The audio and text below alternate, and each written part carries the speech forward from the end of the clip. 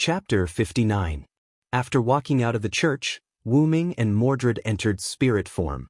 "How is it, did he chase after us?" Liu Jieli asked. "No, but you can rest assured, because this guy is super strong."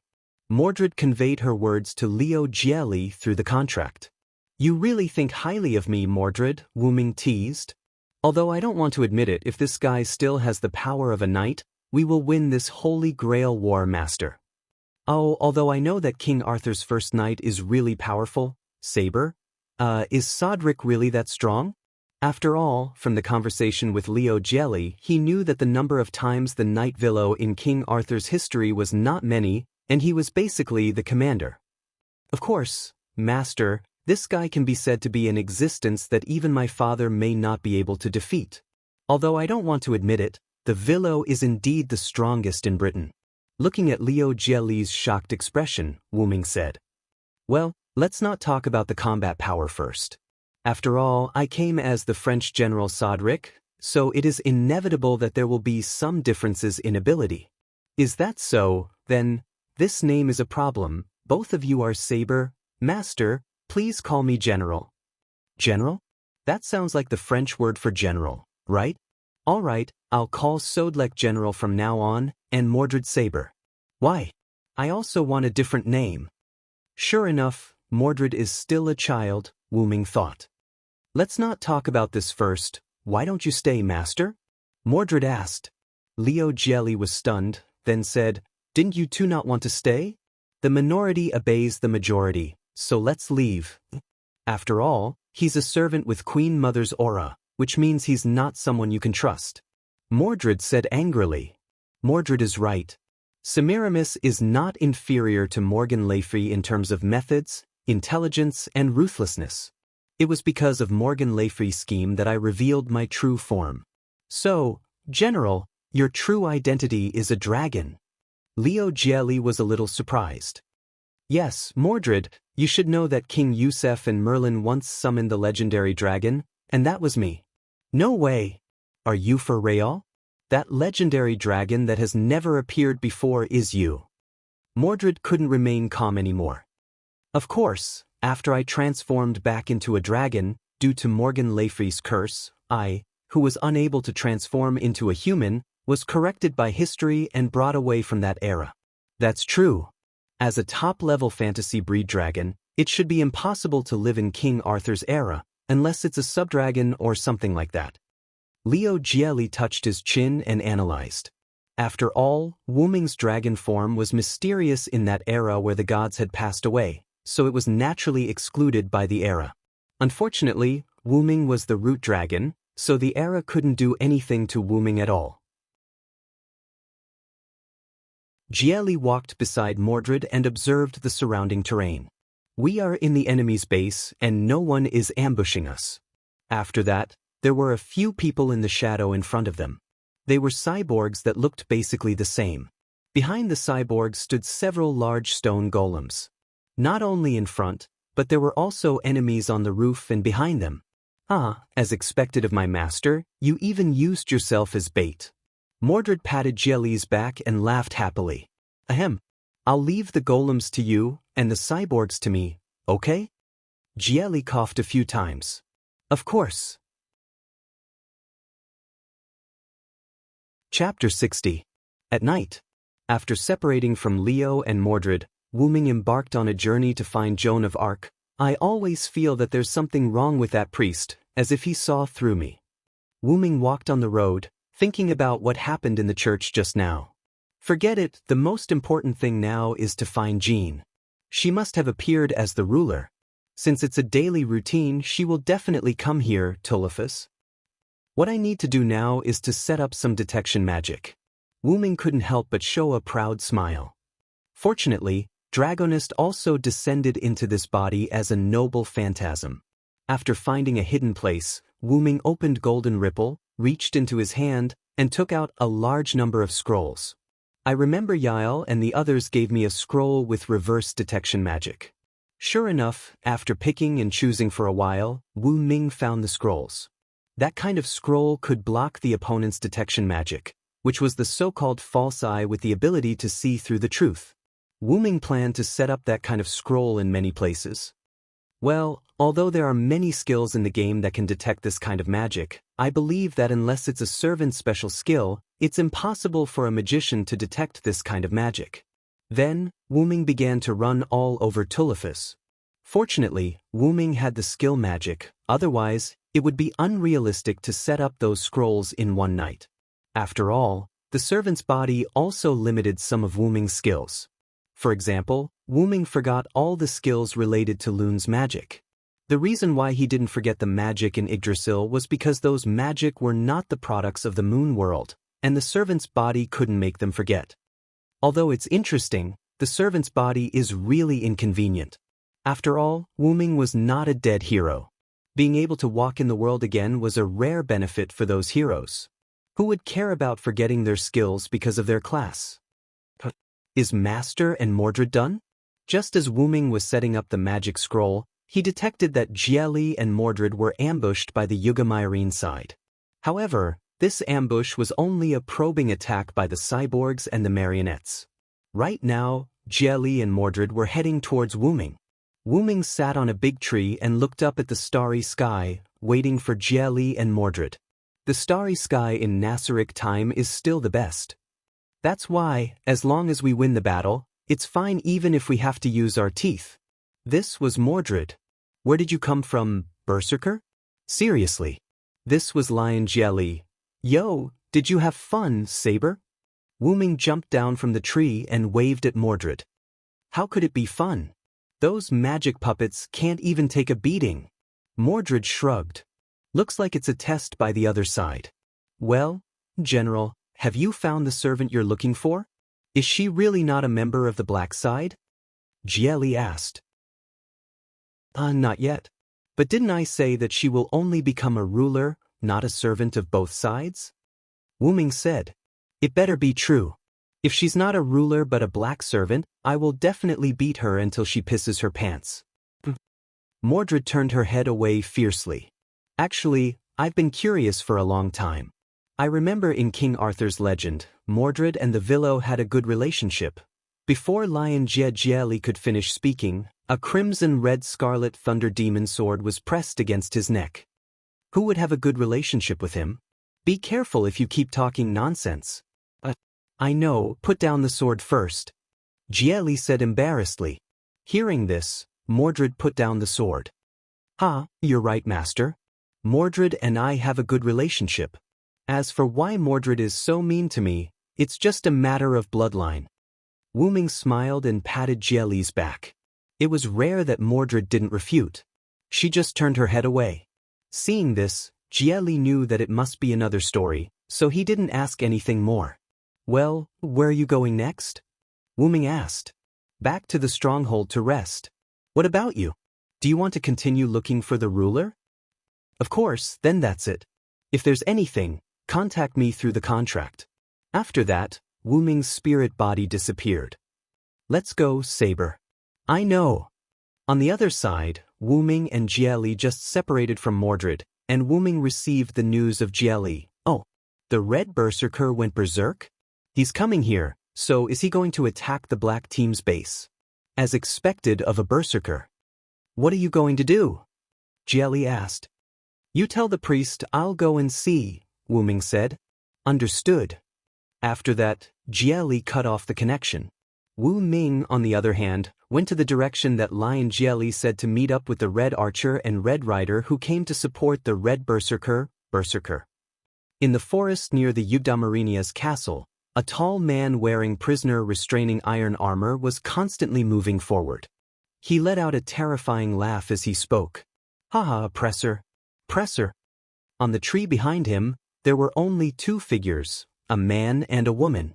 The woman wore a green-brown dress with black garter socks, long green hair to her waist, beast ears on her head, and a beast tail behind her.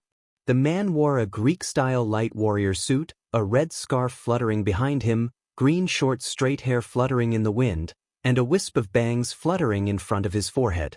It wasn't until the Red Berserker was temporarily intercepted by the enemy's golem that the two began to talk.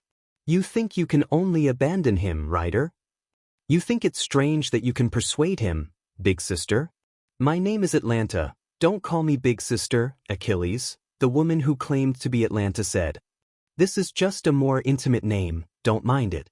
In this regard, the person called Achilles just smiled.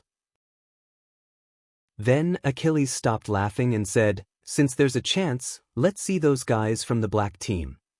Well, but if this guy uses noble phantasm, retreat immediately, Atlanta said. Understood, Achilles said. You are Red Archer and Red Rider. Suddenly, a voice came from behind the two.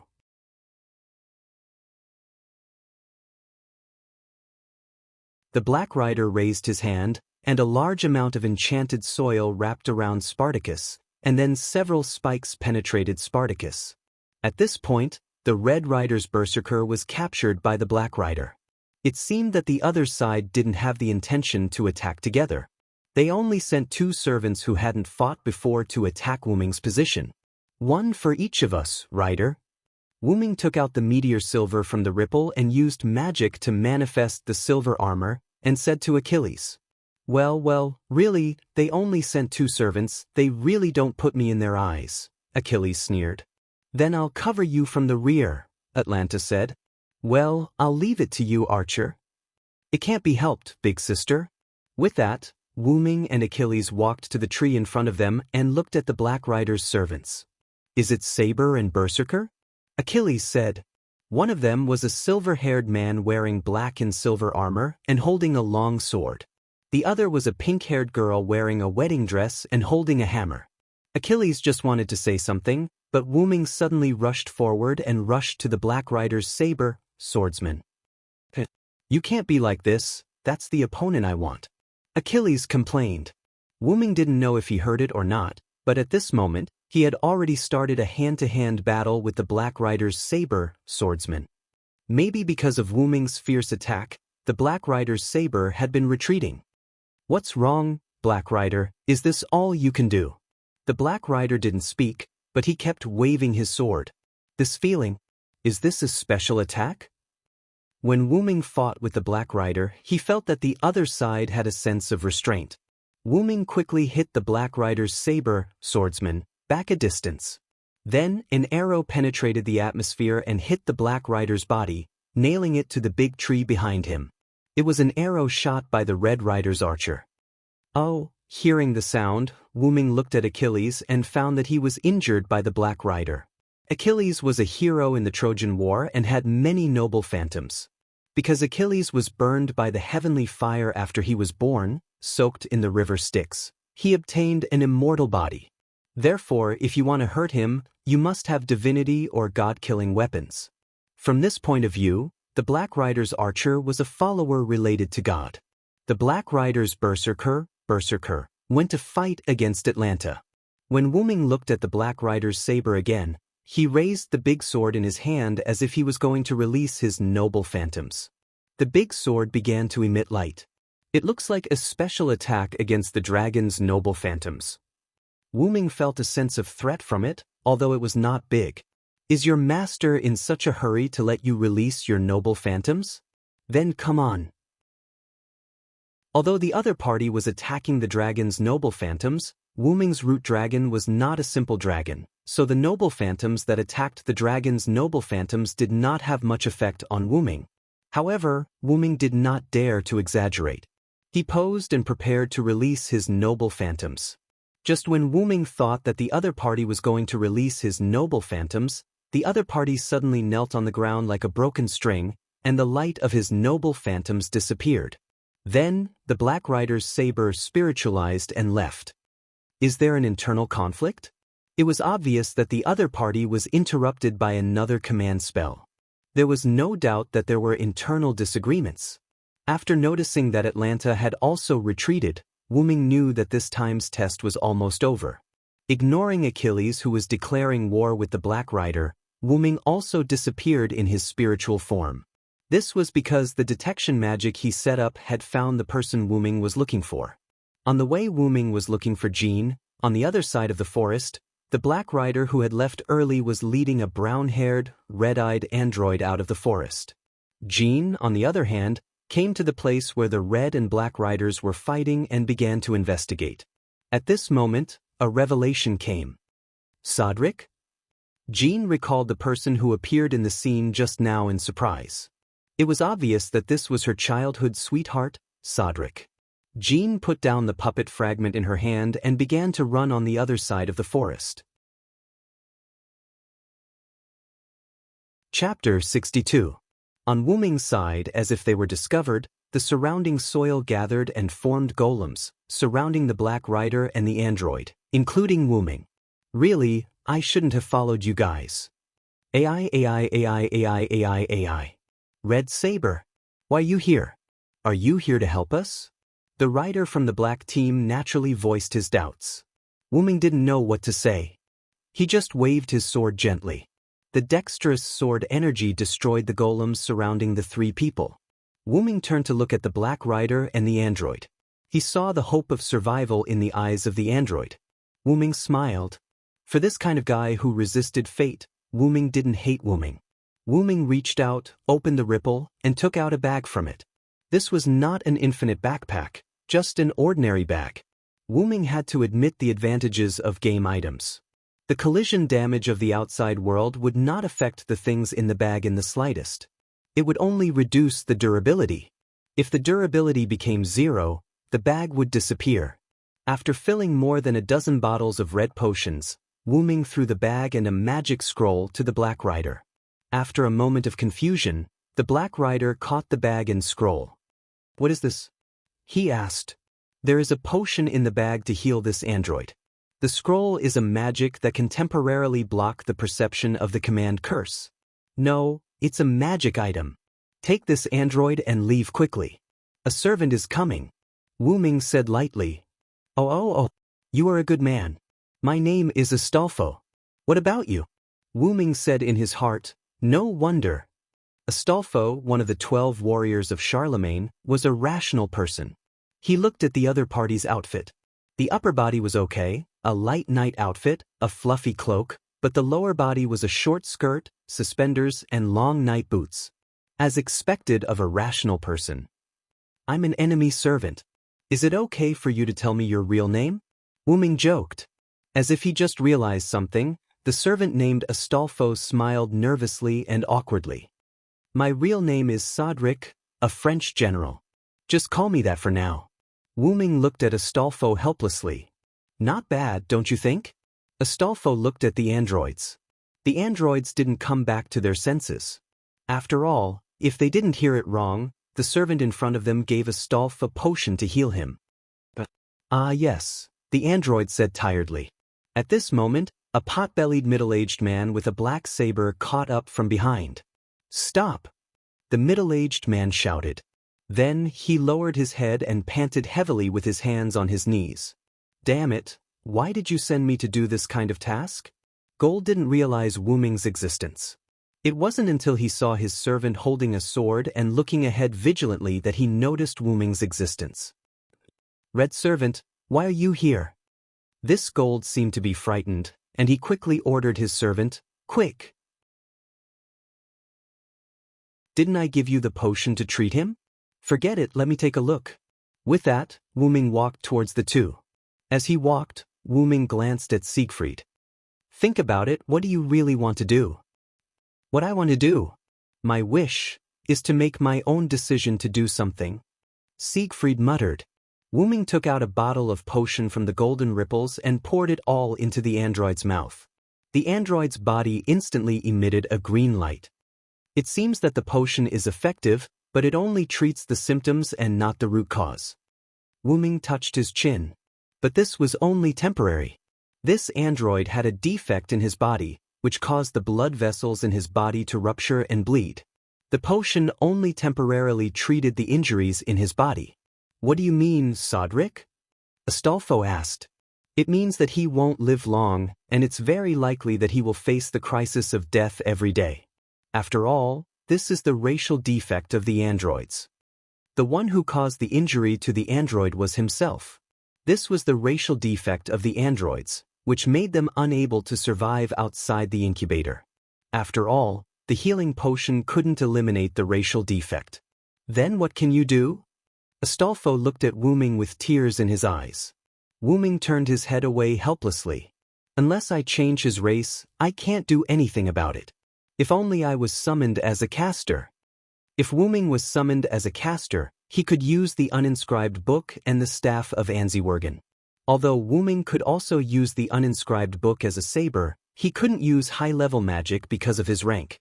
It was just like in the game Yggdrasil. There was a sorcerer who used Perfect Warrior to equip the sorcerer's equipment, but as a result, he couldn't use the sorcerer's skills and items. Wu Ming's items were all game items. In addition to the racial conversion items, there were healing potions in the game for injuries, detoxification items for poisons, and holy items for curses, but many of those items couldn't be used by his current rank. Apart from those items, Wu Ming didn't have any items to remedy racial defects.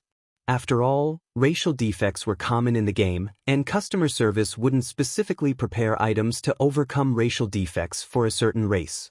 Just like Satya's vampire race, Satya had all the weaknesses of vampires, but those weaknesses were all weakened or protected by item effects, and they couldn't be eliminated completely.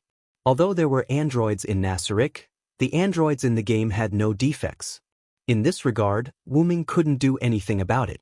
You can try the power of the Holy Grail or ask its creator. I think if it's the one who made it, there should be a way to prolong its life. At that moment, Joan of Arc, who Wu Ming was looking for, came here. Chapter 63. Jean stood on a stone and watched all of this. After seeing Wu Ming, Jean said in a trembling voice, "Sodric, is it really you?" "Yo Jean," Wu Ming waved at Jean and smiled. A gust of wind blew, and Jean flew over and hugged Wu Ming tightly. "Sodric." Jean buried her head in Wu Ming's arms, crying, wanting to say something, but she didn't know what to say. "Jean," Wu Ming also hugged Jean tightly. At this moment, no one spoke. After a while, Astolfo raised his hand and said, "Don't hug him, he's dying." Hearing this, Wu Ming and Jean hurriedly separated. Jean's face was red, and she turned her head away in embarrassment. Wu Ming looked at Astolfo fiercely, but Wu Ming also knew the severity of the situation and didn't mean to blame Astolfo. "I have a way to save him." At this moment, Siegfried spoke. "You have a way?" As far as Wu Ming knew, Siegfried didn't have any life-saving items in Song of the Nibelungen, so Wu Ming asked, "Ah yes, I have a way."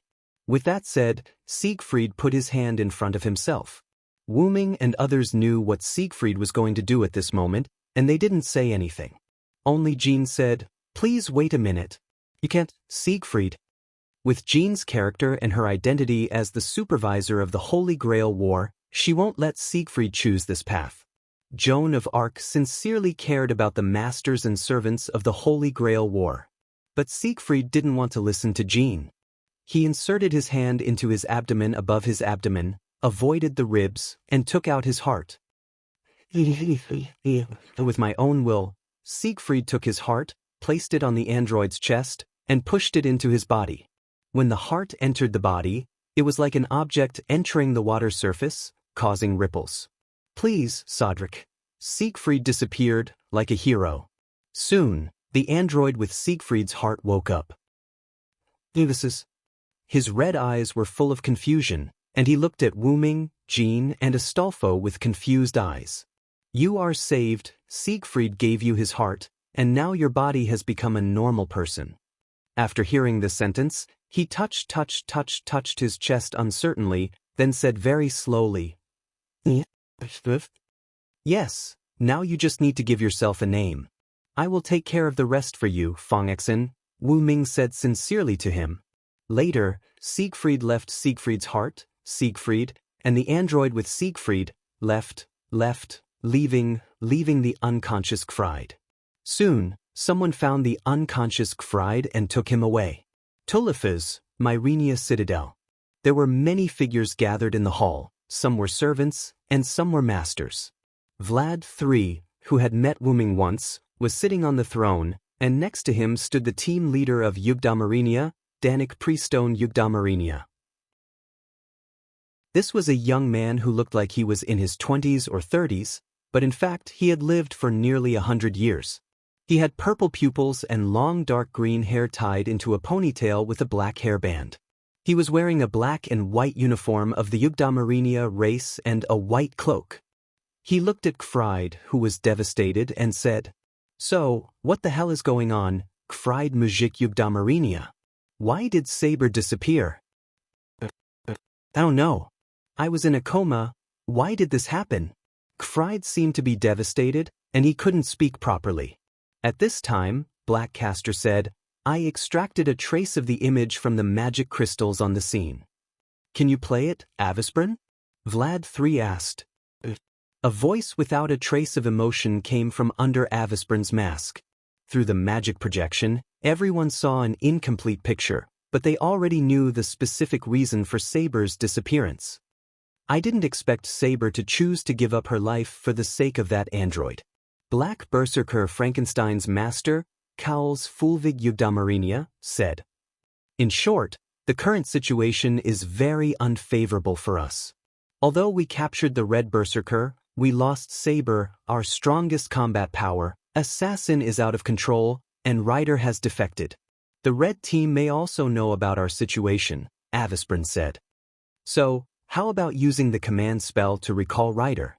Cowles asked. "It's useless. Ryder's magical power is A under the bonus of Noble Phantasm. Even if we use the command spell, there will be 2 of them. It's not worth it at all," Black Ryder's master, Selenikai Esker Yugdamarinia said. "I will personally look for Ryder, please rest assured, Patriarch." "Kfride, do you have any information about the 2 sabers of the Red team?" Titanic asked. He didn't have much hope, he just wanted to ask. The result was beyond his expectations. "Yes.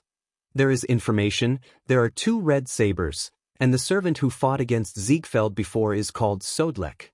"Oh, the famous French general, the hero of the nation?" Vlad 3 was obviously interested in Sodlek, who was also a hero of the nation. And he also said, he is an additional servant summoned, and he said that after tonight, he will no longer be our enemy. Kfride said nervously, "What does that mean?" Cowles wondered. "It seems that Sodlek's identity is a bit special, but in any case, we have to be prepared." Just like that, in the first night of the short confrontation, the black and red sides ended with both sides suffering losses. On the other side, Wuming, Jean, and Astolfo brought the android named Ziegfeld to a warm-hearted farmer's house. Then, Astolfo, "I'll leave Ziegfeld to you." "Okay, leave it to me."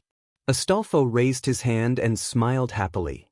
"Remember to use the scroll I gave you. It can temporarily block the connection between you and your master, but remember not to get close to your master, or you will be discovered."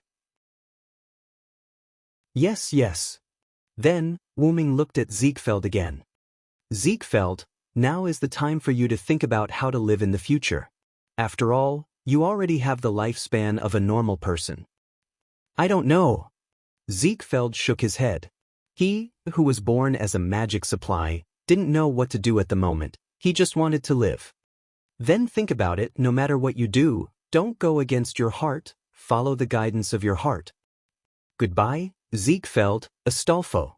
After that, Wuming turned and looked at Jean. The 2 smiled and left side by side. Chapter 64. Wuming and Jean walked one after the other on the ground illuminated by the moonlight. Logically speaking, with their intimate relationship, they should be able to talk about everything. However, neither of them spoke at the moment. They just walked quietly and enjoyed a moment of peace. "Sodric, what is your wish to participate in the Holy Grail War?" After a moment of silence, Jean took the lead to speak. "Don't you know me, Jean? I don't have any wish." Wuming turned around and smiled at Jean. "I came to the Holy Grail War to find you." "Is that so?" Jean was a little overwhelmed at the moment. Although she was a perfect saintess in front of others, whenever she was alone with her childhood sweetheart, she would become the village girl she was when she was a child. Looking at the confused Jean, Wuming smiled and touched her face. "I still remember what you said before we were burned to death." Jean froze for a moment, then remembered something. Her cheeks that were touched by Wuming became flushed. Wu Ming looked at Jean, who was already incoherent, smiled, took her hand, and began to walk forward. While walking, he said, "Well, I know you want to give everything to the Lord now." I don't mean to go back on my words." Jean lowered her voice. If Wu Ming didn't listen carefully, he wouldn't have heard it. "So, when you fulfill your promise to me, then you can give your all to the Lord." Jean was a little overwhelmed. She promised Wu Ming to marry her before, but now both of them have become servants, so marriage is impossible. And Wu Ming asked to fulfill his promise before letting her go, that is to say, "Yes, I decided to hold your hand all the time and not let go." Although Wu Ming was a scumbag when he said that. Thinking about Artoria, Gilgamesh, and Enkidu in the hands of Wu Ming's original body, well, Maeve didn't count. Wu Ming only treated her as a little sister. Yes, she was his younger sister. Actually, Gilgamesh and Enkidu could be considered daughters, and only Artoria could be counted as one. However, because Artoria had become a queen, she could no longer be with Wu Ming. In that case, he wasn't really a scumbag. Wu Ming didn't notice that Jean's gaze on him had changed. "Why do I feel like you were a scumbag just now?" Alas! The adorable saintess actually called him a scum. Was there a mistake? How could that be? It's wrong to think that way. Jean, by the way, you were summoned by the Holy Grail as a ruler. Is there anything unusual? Wu Ming laughed and changed the topic. I originally thought that you were the anomaly this time, but after meeting you, I found that the anomaly hasn't been solved yet. There are other anomalies in this Holy Grail war. Jean replied seriously. If there really is an abnormality, then I think the Red Party Master is an abnormality. My master and I have met a priest before. He is the supervisor of this Holy Grail war and the Red Party Master. However, whether it is me, my master, or Mordred, we all feel that there is something wrong with that priest. Is that so, Soderlek? Where is your master now? I want to ask in person. Jean thought for a while and asked Wu Ming. He is not in Tulifas now. He was entrusted by the Magic Association to deal with the recent serial killings. Wu Ming shook his head. If that's the case, then okay. He will be back in a few days. For now, go on a date with me, Jean. Alas? Early the next morning, Wu Ming took Jean, who had changed into casual clothes, to walk around the town. Because Jean was in the form of a physical body, Jean could not spiritualize, and had the functions of a normal person, such as eating and sleeping. If Jean did not eat and sleep, it would make her tired, so Wu Ming forced Jean, whose face was red, to stay in a hotel for the night. Of course, they booked 2 rooms. In terms of money, Wu Ming took out a few gold coins and exchanged them for some money. Wu Ming and Jean walked on the street and strolled around casually. Feeling Jean's resentful eyes, Wu Ming smiled. Really, Soderlek, you're making fun of me again. Well, you think too much. Stare dash. Okay, I'll treat you to something to eat. Okay, then I'll forgive you. As expected, Jean is still Jean, she hasn't changed at all. Did you say something? Why would I? Let's go, the taste of this shop is not bad, I've been here with my master before. Then, I'll try the food you recommended, Soderlek. Jean smiled sweetly at Wu Ming, then turned and walked into the shop. Wu Ming froze for a moment, then recovered. He smiled bitterly and shook his head. Really, I was fooled by you, Jean. Wu Ming and Jean had a very pleasant breakfast. During this process, Wu Ming and Jean did not realize that the two of them seemed to have returned to the age of 16 before they joined the army. The two of them were immersed in this happy time. But now it was the time of the Holy Grail War. After a while, Wu Ming received a message from Leo. General, are you in Tulifas now? Yes, what's wrong, Master? The serial killings were done by Black Assassin, we couldn't get rid of him. It seems to be some kind of skill or noble artifact, Saber, and I can't remember any information about Black Assassin, we only know that he's Jack the Rifleman. I see, Fog Knight's man-killer fiend, then I can understand why you can't remember the information. Then, Wu Ming also had a short confrontation with Black's archer and his master. Saber and Black Archer were both injured, the other side retreated. What about Mordred? She's fine, right? After all, Wu Ming and Mordred had some relationship. It's not a big deal, I've already healed Saber. Also, Father Shiro knows that I'm going to launch an attack on Black tonight. We might be late. If possible, help Red. Sorry, Master, I've already found the person I'm looking for. I've decided to stay neutral. So sudden. Well, I won't force you, I'll rush back as soon as possible, then you can enjoy your peaceful days in the modern world. Ah, Master, you're so gentle, but don't worry, I'll try my best not to interfere in the war between Black and Red. Forget it, do as you please, that's it. Lion Jieli disconnected the communication with Wu Ming. Sodric, are you going to give up on the Holy Grail? Jean asked worriedly. My goal has been achieved, plus I was summoned by cheating. As the ruler, you definitely won't allow me to participate in the Holy Grail war anymore, right? That's true. Looking at Jean's worried expression, Wu Ming took Jean's hand. Let's not worry about that for now, they'll only fight at night anyway, you can just be a village girl and go on a date with me during the day. Wait, just like that Wu Ming and Jean had a pleasant date. And on the other side, after dinner, Sieg sat in the courtyard in a daze. Yo, what are you thinking about, Sieg? Astolfo jumped out from behind Sieg. Hey, can I sit next to you? Astolfo, who had already sat down, asked. You've already sat down? Sieg said, somewhat at a loss. So what are you worried about? Astolfo smiled awkwardly. I'm thinking about what Sodric said to me. Sieg withdrew his gaze from Astolfo and continued to stare blankly. That sentence, don't go against your heart, follow the direction your heart points to? Astolfo said with his finger on his cheek. As expected of the general who saved France, then Astolfo smiled sweetly at Sieg. Yes, he's a hero. So, what are you thinking, Sieg? Hearing this, Sieg looked at Astolfo, then touched his chest, feeling the beating of his heart.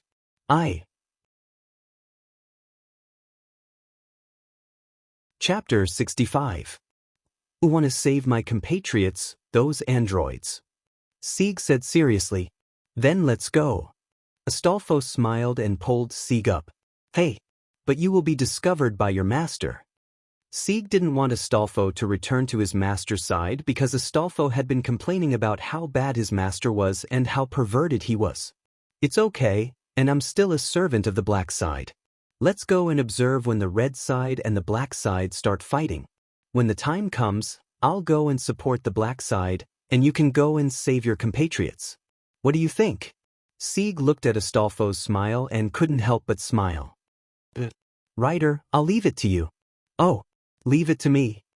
In this way, as if fate was playing tricks on them, when the two saw a huge sky castle flying to the grassland in front of Damarinia's fortress, they decided that the red side and the black side would fight, and they took action. And Wu Ming accompanied Joan of Arc to wait for the beginning of the war. Wu Ming and Joan of Arc stood on the side of the grassland, looking at the huge fortress floating in the air. That's the Sky Garden? Joan of Arc's skill, real name break, played a role, and she was surprised to shout out the real name of the noble phantasm. This is really an ill-fated relationship, Wu Ming said. Although it was not from the same period, it was a Babylonian building after all, and Wu Ming couldn't help but feel a little emotional. The red side's master must be there. Let's find a way to enter. Joan of Arc was about to start moving. Wait, Rena. Wu Ming reached out and pulled Joan of Arc's hair braid. Ah! Joan of Arc screamed and knelt on the ground. I'm sorry, I didn't mean it. Wu Ming looked at Joan of Arc, who was kneeling on the ground with tears in her eyes, and quickly apologized and stretched out his hand to help Joan of Arc up. Really, Wu Ming, you are still so rough, can't you be gentle? Joan of Arc grabbed Wu Ming's hand and stood up. Cough. Do you have a way to get to the space garden? Wu Ming quickly changed the topic. This. Jean blushed and stopped talking. She was too anxious just now. She didn't even think about how to enter the sky garden in the sky. It's still the same as before. Wu Ming smiled helplessly and took out a wing-shaped pendant from the golden ripples. Here, take this. Wu Ming reached out and handed it to Joan of Arc.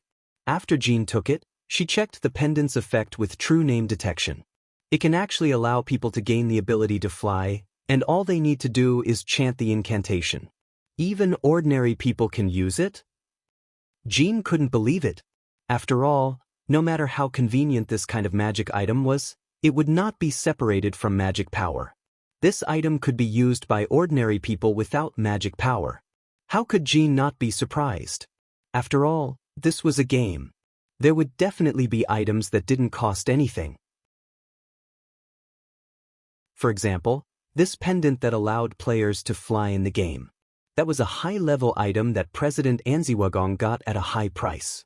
It didn't cost any magic power or EXP to use. Well, this is one of the treasures that the mystic dragon was guarding after I defeated him. Wu Ming used his suppression power to create an interface for him. What about you, won't you go with me? Jean asked. Well, because there is only one, I won't go. That was the truth. There was only one pendant. Although Wu Ming could use high-level item creation to create another one, Wu Ming still couldn't use that skill because of the restriction of his class. It seems that caster is more suitable for me. Wu Ming thought. Well, then I'll go by myself. You be careful. Also, don't participate in the battle between the two sides, understand? Jean said to Wu Ming quite seriously. Yes. My saintess, this one understands, Wu Ming playfully replied to Joan of Arc. Really? Jean's cheeks blushed, and she didn't care about Wu Ming anymore. Wearing the pendant, she said the spell, fly, that Wu Ming told her, and her body floated. Wow, I'm really flying. After a short adaptation, Jean said to Wu Ming, then I'll go first. They didn't talk too much because they trusted each other. After watching Jean fly away, Wu Ming said rather bored. So, what should I do now? Watch the battle? With that thought in mind, Wu Ming found a big stone and sat down. Watching the two sides began to march. The soldiers of the red side were the dragon teeth that fell from the sky garden. Except for the head that looked like a broken skull, it was no different from Nazarik's skeleton soldiers. Looking at the black side, as Wu Ming expected, it was a large group of androids and golems. Looking at the androids, Wu Ming thought of Sieg again. I don't know how Sieg and Astolfo are doing, but with Sieg's temperament, he might return to Mylnia City to save his compatriots. Speaking of Sieg, Wu Ming couldn't help but think of Sieg Fei. I didn't expect the Dragon Slayer hero Sieg Fei to be such a person. Speaking of which, when I fought with Sieg Fei, I always felt uncomfortable. It felt like I was fighting with my natural enemy. Is it because Sieg Fei is a Dragon Slayer? Wu Ming couldn't help but think of when he fought with Sieg Fei, there was always a special force that passed to Wu Ming. Although it didn't affect Wu Ming much, he still felt uncomfortable. At that moment, a large number of ripples appeared in front of the sky garden, and countless arrows were shot out from it, directly hitting the androids and golems. Is that the red side archer's noble phantasm? Although the damage of each arrow is not high, it's hard to say if it's stacked. Then, a large number of green electric currents hit the arrow formation and scattered it. Is it another noble phantasm? Immediately afterward, a large number of iron pillars pierced the corresponding number of Dragon Fang soldiers. That's Vlad III's noble phantasm, right? As expected of the Impaler Duke. Then, Wu Ming found that the red side lancer and Vlad III were fighting. One moment the iron pillars pierced, the next moment the flames danced. Those two were fighting very well. Sure enough, for these heroes, I'm still too inexperienced. Wu Ming couldn't help but think of his master, Ska. Although I didn't fall behind the skills taught by my master, I don't have what a hero should have. It couldn't be helped. Wu Ming, as the root dragon, was born extraordinary. Before the dragon transformation, his skin could be said to be indestructible because of the dragon scales, and after the dragon transformation, he could resist EX-level noble phantasms. He also had almost unlimited mana. In any case, Silent Wonder had never run out of mana. In fact, he had never even used up 1/3 of his mana. The racial characteristic of time and space basically had no effect on Wu Ming, and he could freely travel through time and space tunnels. Furthermore, he had the ability to sublimate a relic. Imagine if Wu Ming could sublimate hundreds or thousands of grade A offensive relic and release his real name at the same time.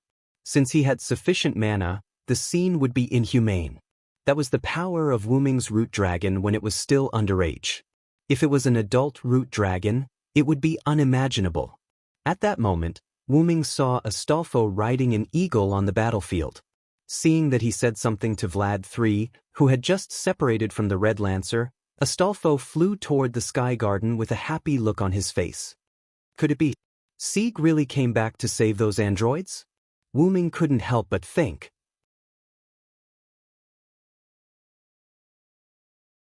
Chapter 66. Sieg and Astolfo began to take action after seeing the battle between the two sides. Rider, be sure to come back safely. Sieg looked at Astolfo and said, Astolfo nodded heavily, and then rode the eagle hidden in space. Hippogriff. With the cry of an eagle, a creature with the upper body of a griffin and the lower body of a horse flew over. Astolfo leaped up and landed on the eagle's back. Then, I'll go first. Astolfo waved his hand, and the eagle flapped its wings and flew into the sky. Sieg, on the other hand, went to Mylnia Fortress to rescue his compatriots.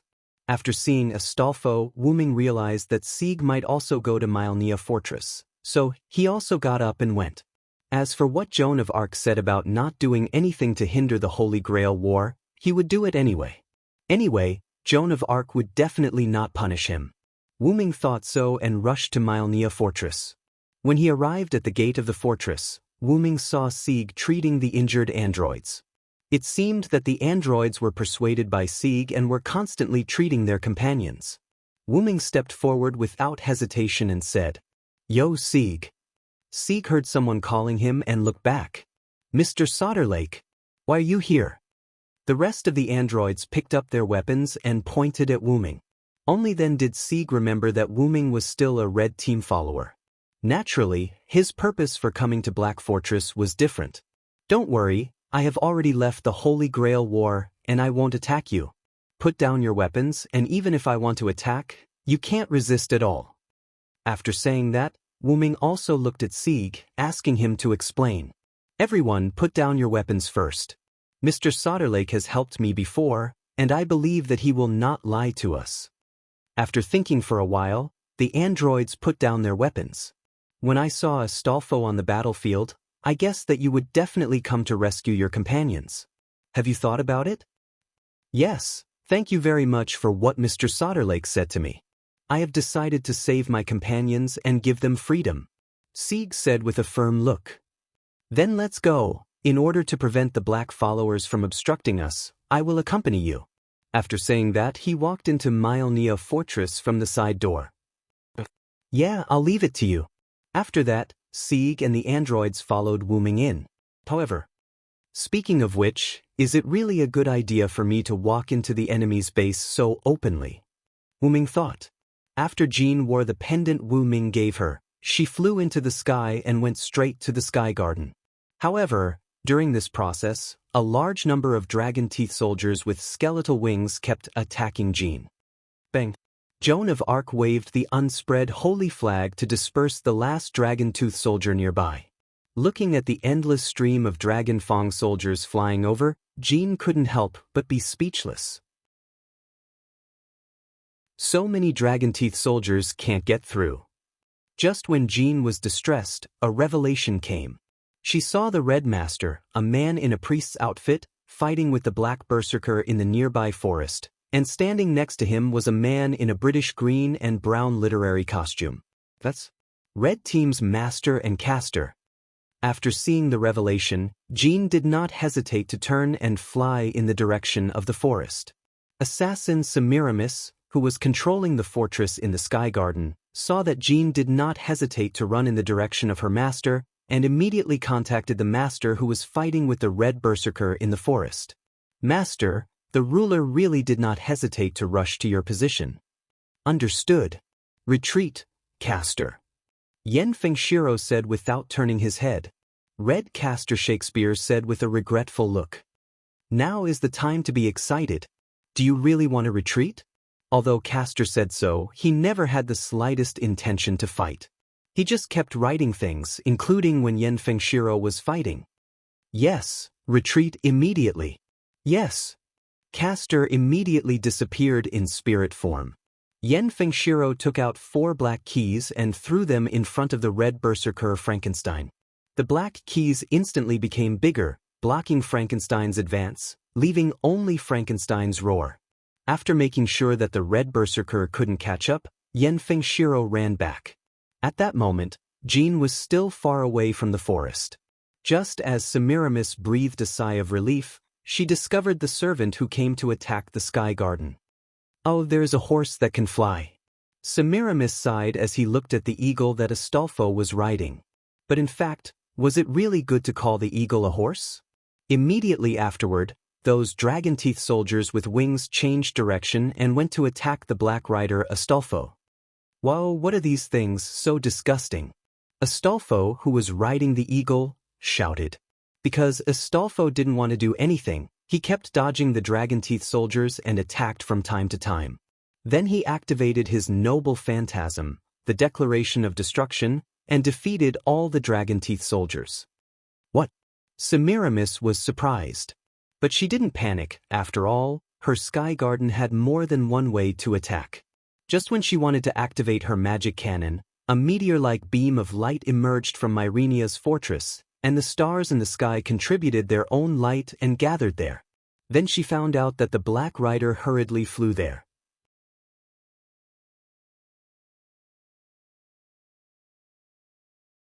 Chapter 67. Previously, when Wuming brought Sieg and a group of androids into the basement to rescue the androids, the Black Caster Avisprin released the traitorous Red Berserker Spartacus and retreated after a brief confrontation with the Red Rider Achilles. On the way back to the magic workshop, he inadvertently discovered the magic of a servant, and followed the magic to find him. Then he saw Sieg. Avisprin judged that Sieg's self-consciousness was the core he needed, so he immediately wanted to capture Sieg. Although Wuming said that he would not go against the black side, Wuming agreed to protect Sieg. Therefore, when Avisprin summoned a large number of golems, Wuming directly released his noble artifact, which caused great chaos on the battlefield. After the Patriarch of Eugomyrenia, Danica, knew that a servant had broken into his base, he quickly summoned the black side servants who were on the battlefield. It happened that for some reason, the red side servants did not chase after him, but this was a good thing for the black side, so they did not pursue it. At this moment, a large amount of starlight floated in the air. Avisprin was half kneeling on the ground in a sorry state. His clothes were tattered, and the mask he wore was also shattered, revealing his weather-beaten face as he gasped for breath. Because Wuming could suppress the power, Sieg and the androids were fine, and the basement where the androids were used as a magic battery was not affected. Only the ground in front of Avisprin was completely exposed, and the golems were all turned into ashes. He didn't die after taking one of my noble artifacts. Is it because of the command charm? I said while holding the meteor silver that still had a little bit of starlight. That's right. Just when the light beam hit Avisprin, Avisprin's master used 3 command charms to strengthen Avisprin's magic, so that he could summon more golems and set up a large number of magic barriers. It was not until Avisprin's magic was almost completely exhausted that Avisprin survived. "I'm sorry, Sieg, it seems that we can't save your compatriots now," Wuming said apologetically. "No, it's okay." Sieg was still immersed in the sea of starlight at this moment and had not completely recovered. "Then hurry up and retreat first." With that, Wuming took out another scroll and threw it to Sieg. This is an invisibility scroll that can temporarily block magic perception. You are a magician, so you should be able to use it. Sieg held the scroll, looking at Wuming and the androids who were saved by Sieg on the battlefield with worry. "We won't save our compatriots for the time being, you should retreat first." The female android who seemed to be the leader said to Sieg expressionlessly. "All right, let's hurry up and leave." "You'll only drag me down later," Wuming said. "Yes, please be careful, Mr. Sodlek." With that, Sieg ran towards the other side of the battlefield.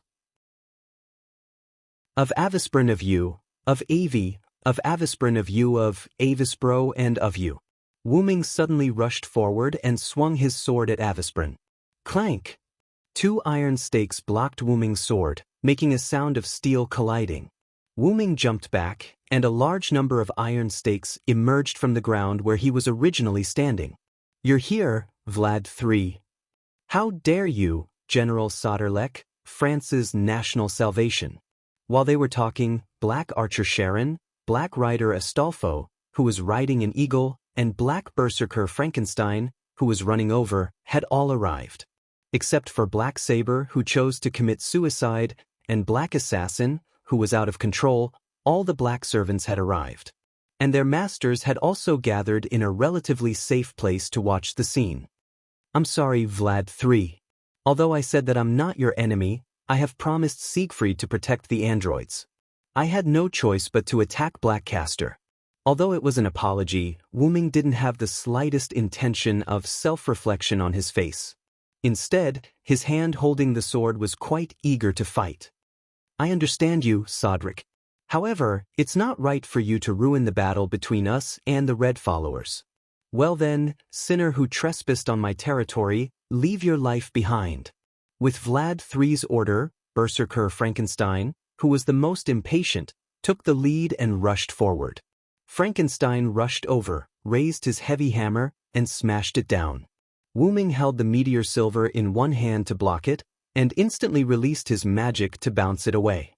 Then he quickly jumped back into the air, avoiding the iron stakes that pierced out of the ground, and swung his sword to cut them off. Then his body moved against gravity to the side, avoiding the arrows that were attacking him. Then he met Berserker Frankenstein, who rushed over again. Vlad III didn't have the idea of a one-on-one fight. He followed behind Frankenstein and raised his gun to stab Wu-Ming.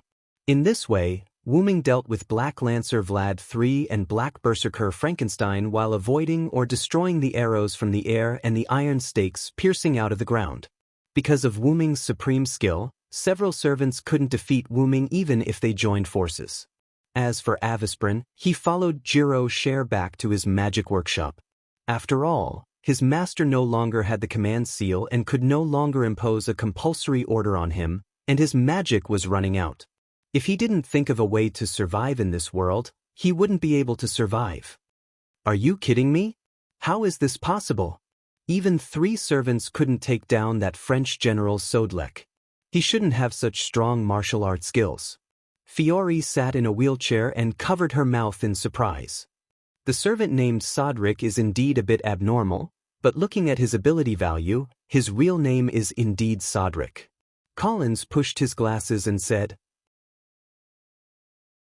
"The master could observe the ability value of his own servant, and naturally, he could also observe the ability value of other servants, but there was not much information about the ability value of other servants."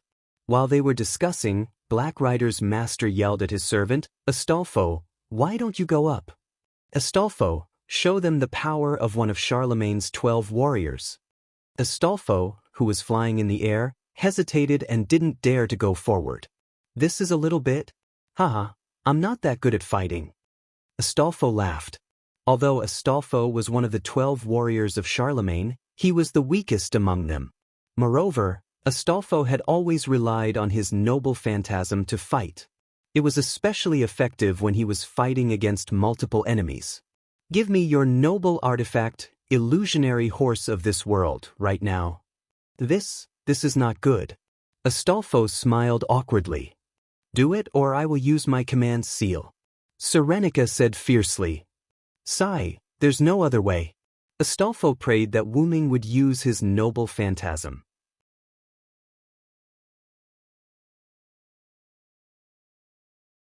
Chapter 68. At that moment, Wu-Ming made a feint and pulled away from Frankenstein and Vlad III. Vlad III also stopped Frankenstein, who wanted to continue to attack. "It seems that your identity is not simple, Sodric," Vlad III said. Being able to withstand the joint attack of 3 servants was not something a French general should have.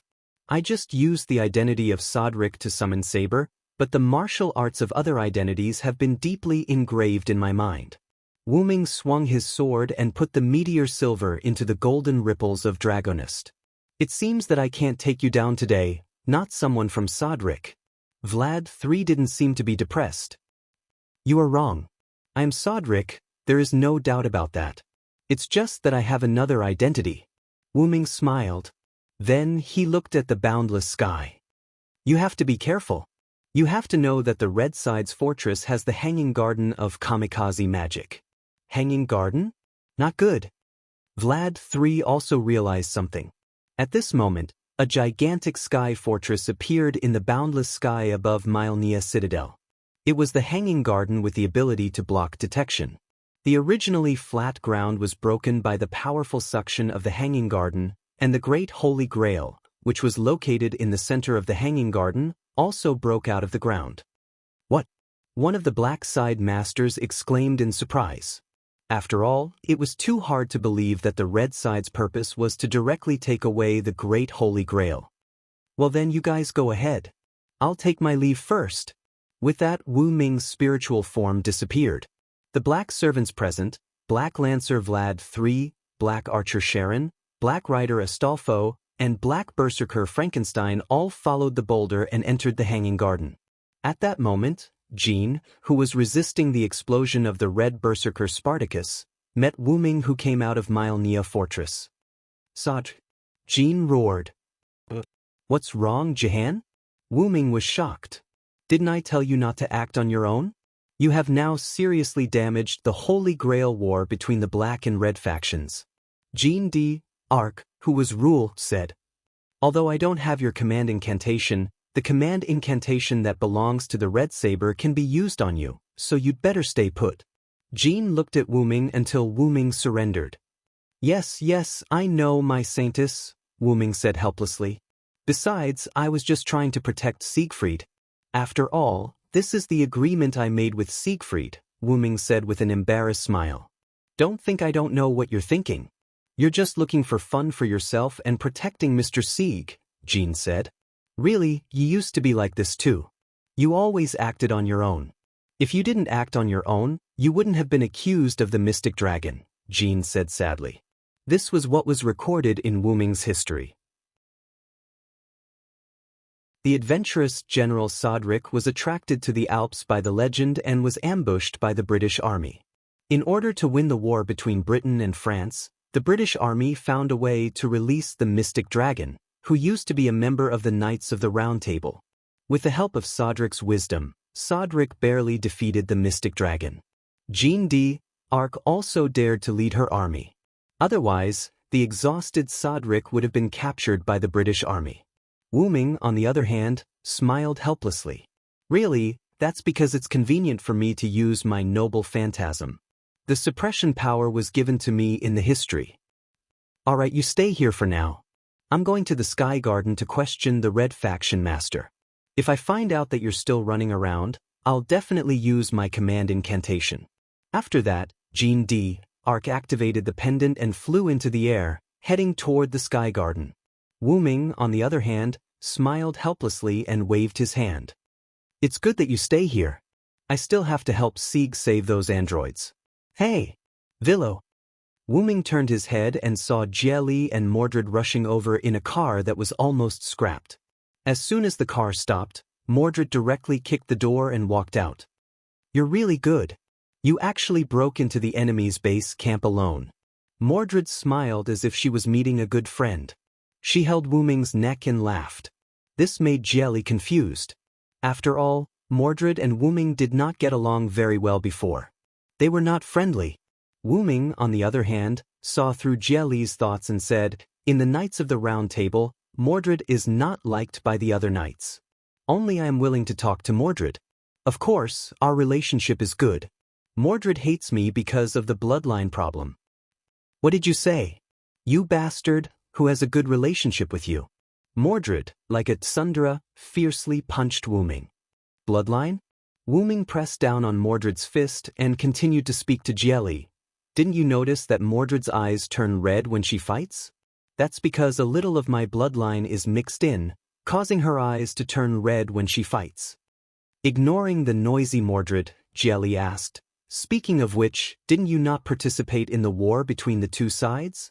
Why did you run to the Black Side's base camp to make a ruckus? Wu Ming smiled awkwardly. Then, Wu Ming told Jie about his experience after he and Jie separated. So that's how it is, Jie said. It's all because of you. Master, we didn't make it in time for this war, damn it. Mordred roared at Jelly. Jelly waved his hand helplessly and ignored Mordred. So, what are you going to do now? The Saintess asked you not to run around anymore, otherwise, she will use the command seal. Jelly asked. Now, the black side should only have one servant, Castor. I decided to help Sieg rescue those androids first. Then we will leave first. If the people of the Yugomyrenia family see us, there will be trouble.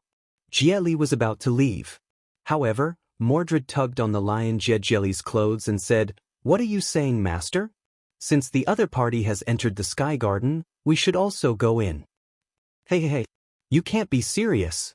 That is Assassin's noble phantasm. Is it really okay for us to go in directly? Isn't that good? Let's fight directly. As a king, I will be fine. Mordred laughed. Looking at Mordred, who was spouting nonsense, Wu Ming laughed. Really, Mordred, you are still so reckless. Yes, you are too reckless. At least, let's find a place to investigate first. What is there to investigate? I hate magicians the most, just like Merlin, that bastard. Anyway, let's leave first. Continue to attack the Sky Garden. Looking at the master and servant who were quarreling together, Wu Ming couldn't help but say, "You guys are really good together." After that, Wu Ming walked toward Myrenia's fortress.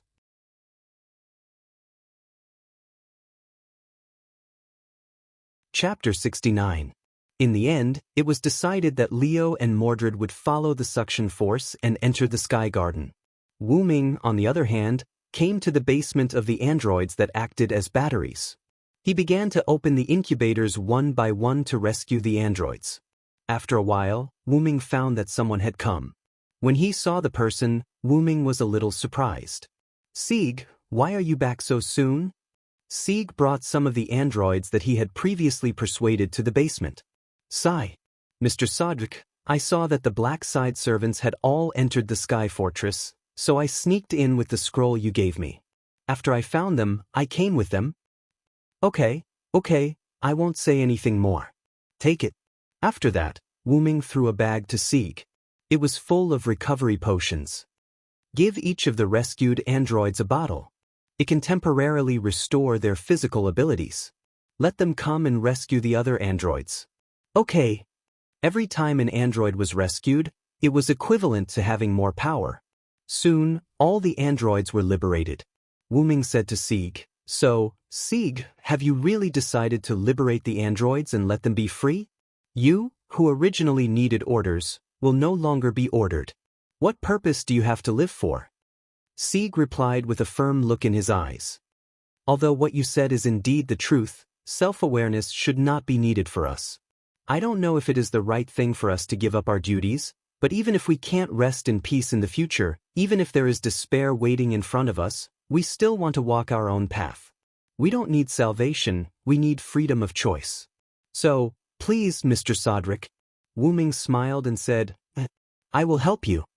Then he said to Sieg, "How about this, I will go with you to negotiate with the Black Side Master. After all, they can't leave here for the time being." "Yes, thank you very much, Mr. Sodric." Sieg and the female androids had a simple negotiation and asked her to take the basement with the androids, then followed Wu Ming's footsteps. With that, Wu Ming and Sieg walked out of the basement. "Speaking of which, you are really courageous. Why didn't Castor come to find you again? He didn't enter the Sky Garden." Sigh. Sieg panicked. "Don't worry, I've already heavily injured him. He's either recovering his mana somewhere or has already disappeared." Soon, Wu Ming and Sieg found the masters of the Black Side gathered together. "What? The red team's saber. Why you here?" Wu Ming looked at the surprised expressions of the four masters in front of him and asked, "Isn't the master of Black Lancer and Black Castor here?" Uncle entered the Sky Garden with the servants. "I don't know where Rocher and Castor went." The speaker was a woman in a wheelchair. "If I remember correctly, you're the master of Black Archer." "Yes, thank you for remembering me. My name is Fiore, and I'm the next leader. Don't call me Red Saber. I was summoned by cheating." Just call me Sodric. All right, Mr. Sodlek. May I know what your intentions are? Wu-Ming looked at the masters who were ready to use the command spell to summon the servants. You don't have to be nervous. I said earlier that I don't want to be enemies with you. If it weren't for Avisprin, I wouldn't have put a noble phantasm in your fortress. What I mean is very simple. What do you want me to do for you to let those androids go? What do you mean? Gordon, the master of Sieg, who created those androids, asked. I want to save those androids, my compatriots, Sieg said. Are you kidding me? Astolfo's master, Serenikai, said lightly. It seemed that when she saw Sieg, she went crazy. Are you kidding me? Who will let those androids go? How can I let you go? Serenikai said crazily, ignoring Wu-Ming's presence. He's mine. Astolfo is mine, but he was taken away by you scum. How can I let you go? Serenikai roared at Sieg. By the command spell, Astolfo, return to my side. As Serenikai's hand moved, the command spell disappeared, and Astolfo, who was originally in the Sky Garden, appeared in the storage room by teleportation. Wah, what's going on, master? Sodric and Sieg. Astolfo, I command you to kill that android with 2 command spells. What? Astolfo was a little stunned. He had just been summoned, and at this moment his master ordered him to kill the androids he saved. Looking at Astolfo, who was trembling slightly, Serenikai laughed crazily. That's right. That's right. I want to watch you kill the people you saved, watch you fall. You can only be mine. In addition to Wu-Ming and Sieg, the 3 people present, Fiol, Collins, and Golder all looked at Serenikai in disbelief. That's it. As the voice fell, the blade flashed. Serenikai fell to the ground, her head separated from her body. It's really a servant's misfortune to have a master like you. This just gives me a bargaining chip to negotiate with you. Wu-Ming looked at Astolfo, who was kneeling on the ground and was about to disappear because of the death of his master. Wu-Ming then looked at Sieg. Sieg, you now form a servant contract with Astolfo. What? Fiol and the other 2 were a little surprised that an android could form a contract with a servant. Don't you have a command spell? Then hurry up, this is your bargaining chip to help your companions. Then, Wu-Ming looked at Fiol, Collins, and Golder. You don't have any objections, right? In response to this semi-threatening inquiry, the 3 could only say, No, no, please go ahead. Hurry up, Sieg, do you want to see Astolfo disappear? Then he looked at Fiore, Collins, and Gordon. You guys come out with me, leave some space for Sieg and Astolfo. Yes. The 3 replied in panic. Wu-Ming closed the door and waited outside with the 3. Excuse me, Mr. Sodric, who are you? In the face of this question, Wu-Ming did not answer directly. I'm a cheating servant who was summoned together with the red saber. My purpose is to meet the ruler, Jeanne d'Arc. Because I'm a cheating servant, I was asked by the ruler not to interfere with the Holy Grail War. Because I agreed to Siegfried's request before he died, I will protect him. So I didn't interfere with the Holy Grail War. Sieg is the one who interfered, it has nothing to do with me. Wu-Ming finally said like a rascal. And I think when ruler comes down from the Sky Garden later, she will gather the remaining servants to suppress the real offenders, so we will probably be comrades later. This made the 3 people not dare to flatter him. As for the problem of me killing that woman, first of all, you guys attacked the people I wanted to protect. It's good that I didn't kill all of you, and I believe that you guys don't want to make a scene like that, wasting 3 command spells because of a personal grudge. In a way, I've helped you. The 3 people expressed that they had never seen such a shameless person.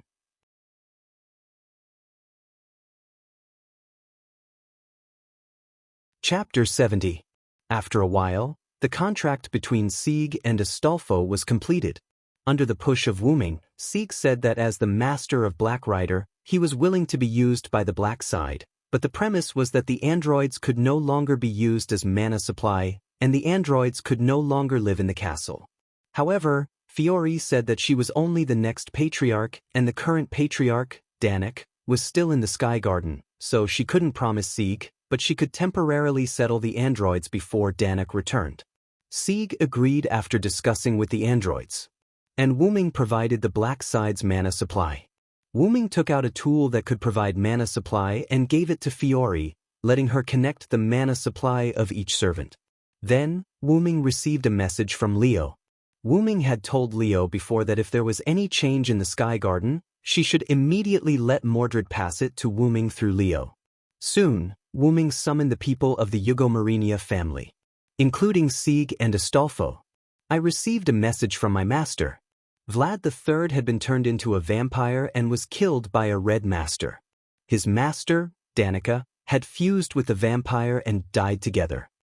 Indeed, Archer also informed me that Uncle Danik and Lancer are dead, Fiore said. He is now retreating with Berserker, Ruler, and Red Saber.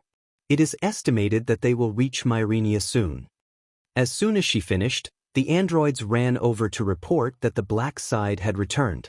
In the conference room provided by Fiore, Joan of Arc, Wuming, Sieg, Astolfo, Fiore, Sharon, Cowles, and Gold gathered here. Even Leo and Mordred were there. Except for Frankenstein, who belonged to Berserker, who did not participate, only Castor Avisprin and his Master Rock were missing. Joan of Arc began her analysis of Shiro Amakusa and the stakes of his wish. After knowing that the consequences would be severe, Eugomarinia's side already had the intention of joining forces to stop Shiro Amakusa. After a series of non-critical analysis, Joan of Arc requested for everyone to work together. After all, this Holy Grail war was already in complete chaos. Fiore agreed to Joan of Arc's request on behalf of House Eugomarinia. Because of the androids, Sieg and Astolfo, as allies of Eugomarinia, also agreed to Joan of Arc's request. Their request to give the androids freedom was also approved by Fiore, who was now the acting patriarch. As for Wuming, he was originally a violator, so naturally he had no right to speak. In addition, Wuming had a relationship with Joan of Arc, so he also agreed to Joan of Arc's request. After knowing Joan of Arc's skill, divine judgment, Leo Jejia and Mordred also agreed to Joan of Arc's request with a command seal. Although they would choose to cooperate even if there was no command seal, after all, if the analysis was true, then they must defeat the red side.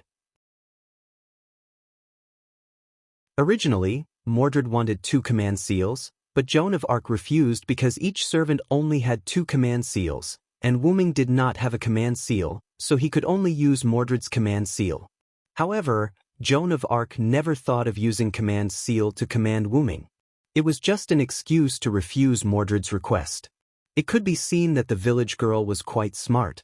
At this point, the Holy Grail War has been completely destroyed. Now the Black Side's purpose was to defeat the Red Side's servants and masters and maintain the Holy Grail War. After the meeting was dismissed, everyone went to rest, but Wuming was chatting with Joan of Arc. In fact, Joan of Arc was telling Wuming about what happened in the Sky Garden. "So that's how it is, Dracula?" Wuming said thoughtfully. "Yes, but what surprised me most was the master of all the Red Side servants, Shiro Amakusa. Joan of Arc was wearing a student's uniform, sitting on a chair. The sage of the Far East? I didn't expect him to get a body and live for 60 years. His mental power is strong enough. After all, planning for 60 years for a goal was not something an ordinary person could do. Only a hero who becomes a heroic spirit can do that." Wuming said slowly. Now that he thought about it, he was almost 60 years old. He couldn't remember. After all, age was meaningless for a race like the Dragon of Origin that was almost immortal. There must be something wrong with that man's wish. "I think so. This must be the purpose of my summoning," Joan of Arc said. "I see. I will do my best to help you. Please advise me, Joan of Arc." It was the first time he called Joan of Arc by her nickname, which made Joan of Arc feel a little awkward, but Joan of Arc responded. "Okay, I'll leave it to you, Sodlek." At that moment, the outside of Mylnia Citadel was shaking as if there was an earthquake. Wuming and Joan of Arc looked at each other and quickly ran out. In the courtyard, several servants and masters gathered together. "What happened? What the hell is going on?" Gold, who was wearing pajamas, hurriedly shouted. Soon, everyone saw the culprit that caused the earthquake. There was nothing he could do about it. After all, there was a gigantic magic puppet over 10 meters tall walking towards him. The earth was trembling because of it. That's Blackcaster's noble phantasm. Joan of Arc was the first to call out the puppet's real name. Crown, light of wisdom, Golem Kethermalchit. I'll go first, Jehan. Wu Ming condensed his armor, took out meteor silver, and shouted at Mordred, "Come with me, Mordred." Of course, Mordred's face was full of arrogance. She condensed her armor and sword and rushed forward with Wu Ming. Seeing the two of them rushing up, Lion Jie asked, "So where is Blackcaster? Why did he attack his own faction?" Joan of Arc said, "In my perception, Blackcaster has already left."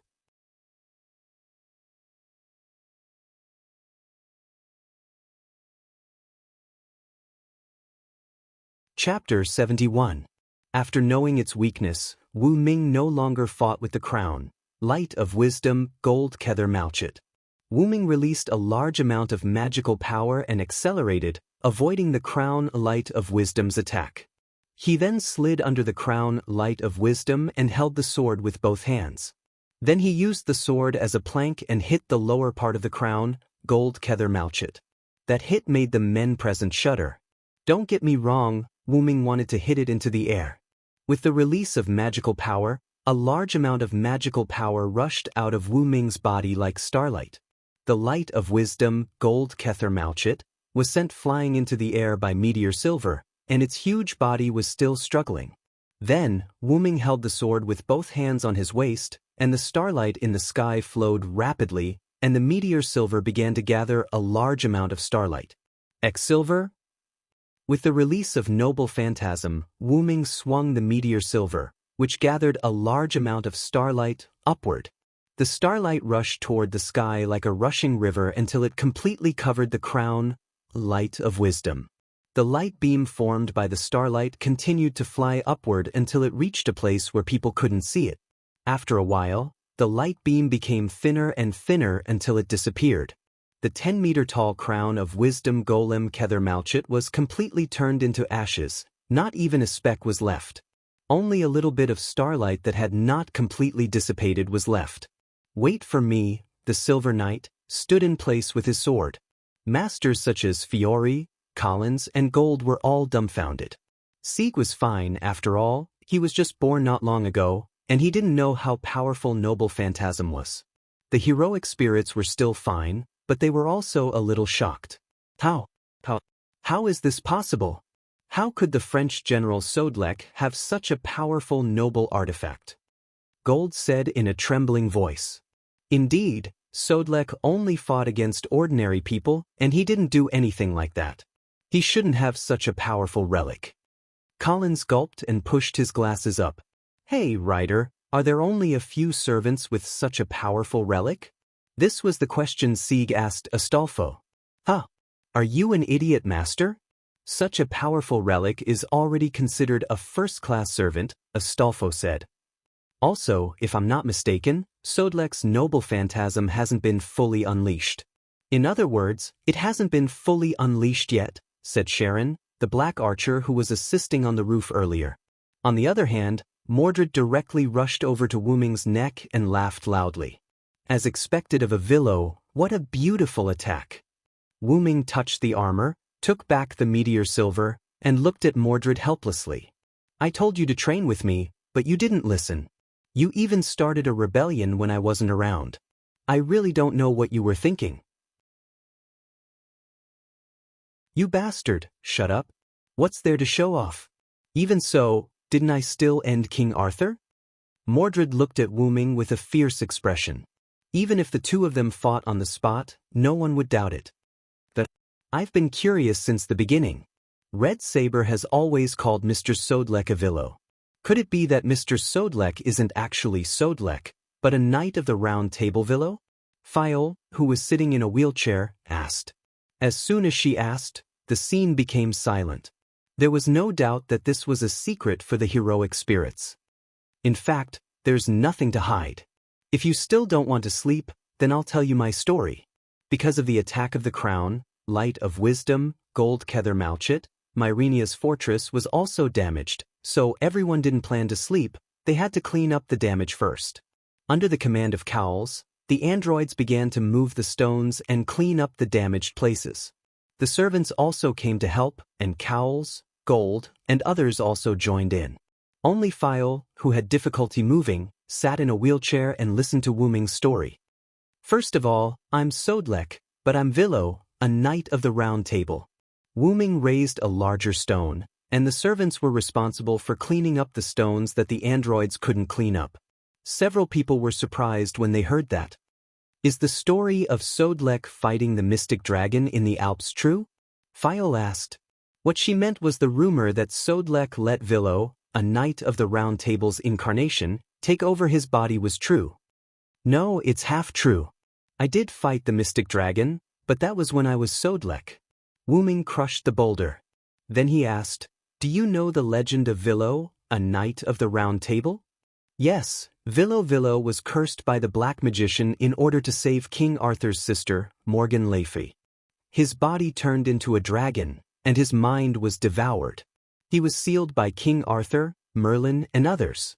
Some people also commented that Vilo's incarnation was the beginning of the end of Arthur's dynasty. Cowles said, save that be *tch? She was the one who forced Varen to reveal his true form, the mystic dragon, and then sealed Varen in the scroll. That despicable be *tch. Mordred said as she punched out with all her might, shattering a boulder. The boulder splashed and hit Leo Jelly, causing Leo Jelly to complain, hey, be careful. Then, what does it mean to turn into a dragon? Is Vilo a dragon? Leo Jelly asked. That's right. I'm a dragon, a purebred dragon, Wu Ming said calmly, as if he was talking about what he had eaten yesterday. Sigh. A few different voices cried out. Is this possible? That's a dragon.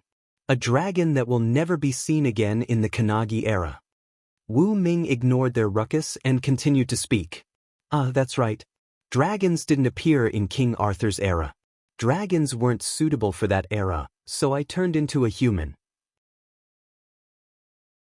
After that, Morgan Le Fay used an unknown poison to devour my mind, and I turned back into my original form. That era couldn't bear my existence, so I was forced out of that era. This is too shocking, Gold said blankly. He didn't know that the boulder in his hand had left his palm and was smashing toward his feet. My feet. It hurts.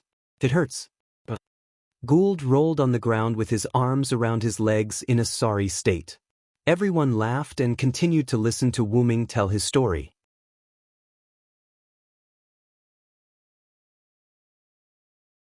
Chapter 72. Wu Ming continued.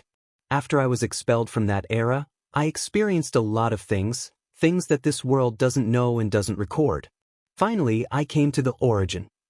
At this point, everyone stopped what they were doing. Even Golder, who was holding his feet and crying in pain, stopped talking and looked at Wu Ming quietly. To be honest, what's so good about the origin? It's all chaos. For humans, there's no benefit in it other than being assimilated by the origin, Wu Ming said contemptuously. The magicians present all knew that Wu Ming was mocking those magicians whose ultimate goal in life was to trace the origin. However, Patriarch Darnik of the Eugomarinia family also seemed to want to trace the origin, so they, who carried the name of the Eugomarinia family, belonged to this kind of people. Fayol, Collins, and Golder were all silent. Were they disappointed because the origin that the magicians had been searching for was easily found by the other party, or were they sad because they were mocked by the other party? Wu Ming didn't know the reason for their silence, but Wu Ming knew that the three Eugomarinia magicians present were not evil people. From Wu Ming's point of view, the three Eugomarinia magicians present were not evil people. From Wu Ming's point of view, Fayol and Collins were not suitable to be magicians. This was not referring to their aptitude, but their personality, especially Fayol, who was like a little sister next door. Collins was fine. He could make up his mind to kill people, but he would not violate the morals in his heart. There was also Golder, the middle-aged fatty. He was proud, arrogant, and narrow-minded. Moreover, Golder had always disliked the androids, but Wu Ming could see that he had a deep impact on the androids that Ziegfeld had saved. Now, although he still spoke ill of the androids, he was much better than before in terms of details and attitude. In short, he treated the androids as humans. Then, I lived in the origin. What? I know this may be unbelievable to you, but I really lived in the origin. My body is somewhat special. It can absorb the power of the origin to accelerate its growth. Then Wu Ming looked at Jean. Then, with the help of the suppression, I subconsciously reincarnated into a village in France. My physical body was still sleeping in my roots. After that, it's the story of Sodric. In order to be able to use the noble artifact that I had when I was a Villo, the suppressive force added the story of how I met the demonic dragon that the Villo transformed into. I see. That explains why you can use Villo the Knight's noble artifact so freely, Fiore said. After Wu Ming finished speaking, the place was pretty much cleaned up. Then Wu Ming said, "All right, everyone, hurry up and go rest. We need to conserve energy for the next few days and prepare to attack the space garden." Just like that, everyone spent an incredible night. It could be said that because of Wu Ming's words, several people couldn't fall asleep. The next day, in the conference room. "So, what happened again? Why did you call me up so early in the morning?" Wu Ming said as he sat in his seat.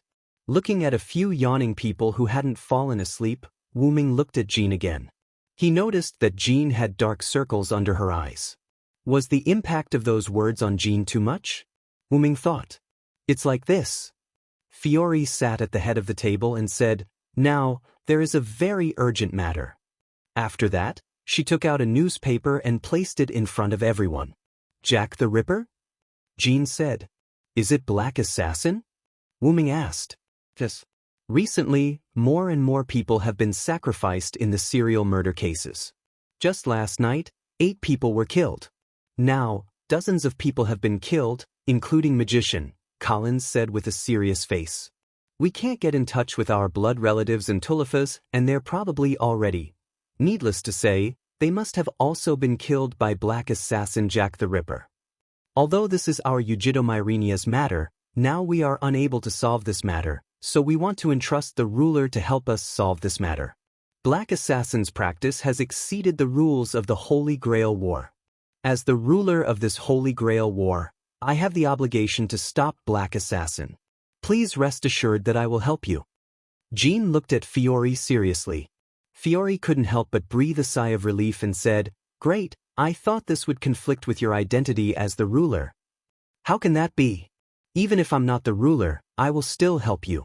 After all, Black Assassin's practice is unacceptable to me. As a heroic spirit, he wantonly attacked ordinary humans and magicians. There is no doubt that Black Assassin has fallen into evil." Then Jean looked at Wu Ming and said with a smile, "And even without me, Sodric will definitely not allow Black Assassin to exist." Wu Ming, who was resting with his eyes closed, opened his eyes and looked at Jean. "Of course, now I'm not only the French General Sodric, but also a Knight of the Round Table Villo. Such evil people must be punished. Really, I didn't want to care. After all, Sodric was the one who was righteous, not Wu Ming. The suppressive force created a fake history and arranged Wu Ming's identity as a young man with a sense of justice. Sodric sacrificed himself for his country.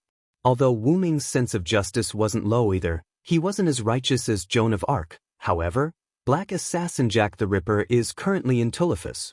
Who knows, he might have infiltrated the castle, which would undoubtedly interfere with our plans. Yep, let's deal with Black Assassin Jack the Ripper first." That was why Wu Ming was said to be at Sundra. "Then, do we have any information about Black Assassin now?" Astolfo asked. "Yes, Master and I have fought with Black Assassin before." Just as Sharon was about to tell them about Black Assassin Jack the Ripper, he was suddenly shocked. "What's wrong, Archer?" Fiore asked. "Master, do you still remember the information about Black Assassin?" Sharon asked. "How is that possible? I clearly remember." Fiore was also shocked. "It seems that Black Assassin has a special ability to make people forget about him. As expected of the Jack the Ripper who fooled Scotland Yard, Wu Ming said. Wu Ming guessed that Black Assassin might have evolved into a noble phantasm because his true identity had not been discovered. Between August 7 and November 9, 1888, Jack the Ripper killed 5 prostitutes in an extremely cruel way near Whitechapel in the East End of London. Jack the Ripper wrote many letters to Scotland Yard, the local police station, to provoke them, but he was never caught. It was not even clear whether Jack the Ripper was a man or a woman. Until now, no one had figured out who Jack the Ripper was. Wait, so we only know that Black Assassin's real name is Jack the Ripper, and we don't know anything else? Although I don't want to admit it, it is the truth. Hey hey hey hey.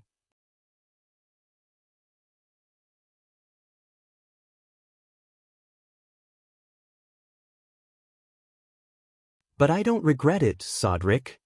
Jean looked at Wu Ming. I have sinned deeply, and I have always felt lucky to be able to return to the arms of the Lord in the end. Then Jean looked ahead and continued to speak. But I think it is a happy thing to die with you, although I don't want you to be burned to death. Then, after seeing the gate of Myrenia, Jean quickened her pace and walked out of the castle. Wu Ming gradually stopped and looked at the back of the Holy Maiden. As expected of someone who looks just like Leah. With that, he strode forward again. Well, I'm just not satisfied with the lack of a Hogue. If Jean heard this, she would probably roll her eyes again. She might also ask who Leah was. Outside Myrenia City, Wu Ming took out a large number of scrolls from the Golden Ripple, and they piled up in front of Wu Ming's chest. Then Wu Ming said to Jean, "These are the magic scrolls I accidentally obtained when I left Britain to travel. Jean, you and I will take half of these scrolls, and insert them around Myrenia City in a circle." Well, but it's surprising that my true name decipher didn't activate. I think these scrolls have a Nordic style, but they don't look like it. Jean said while holding a long roll of scrolls.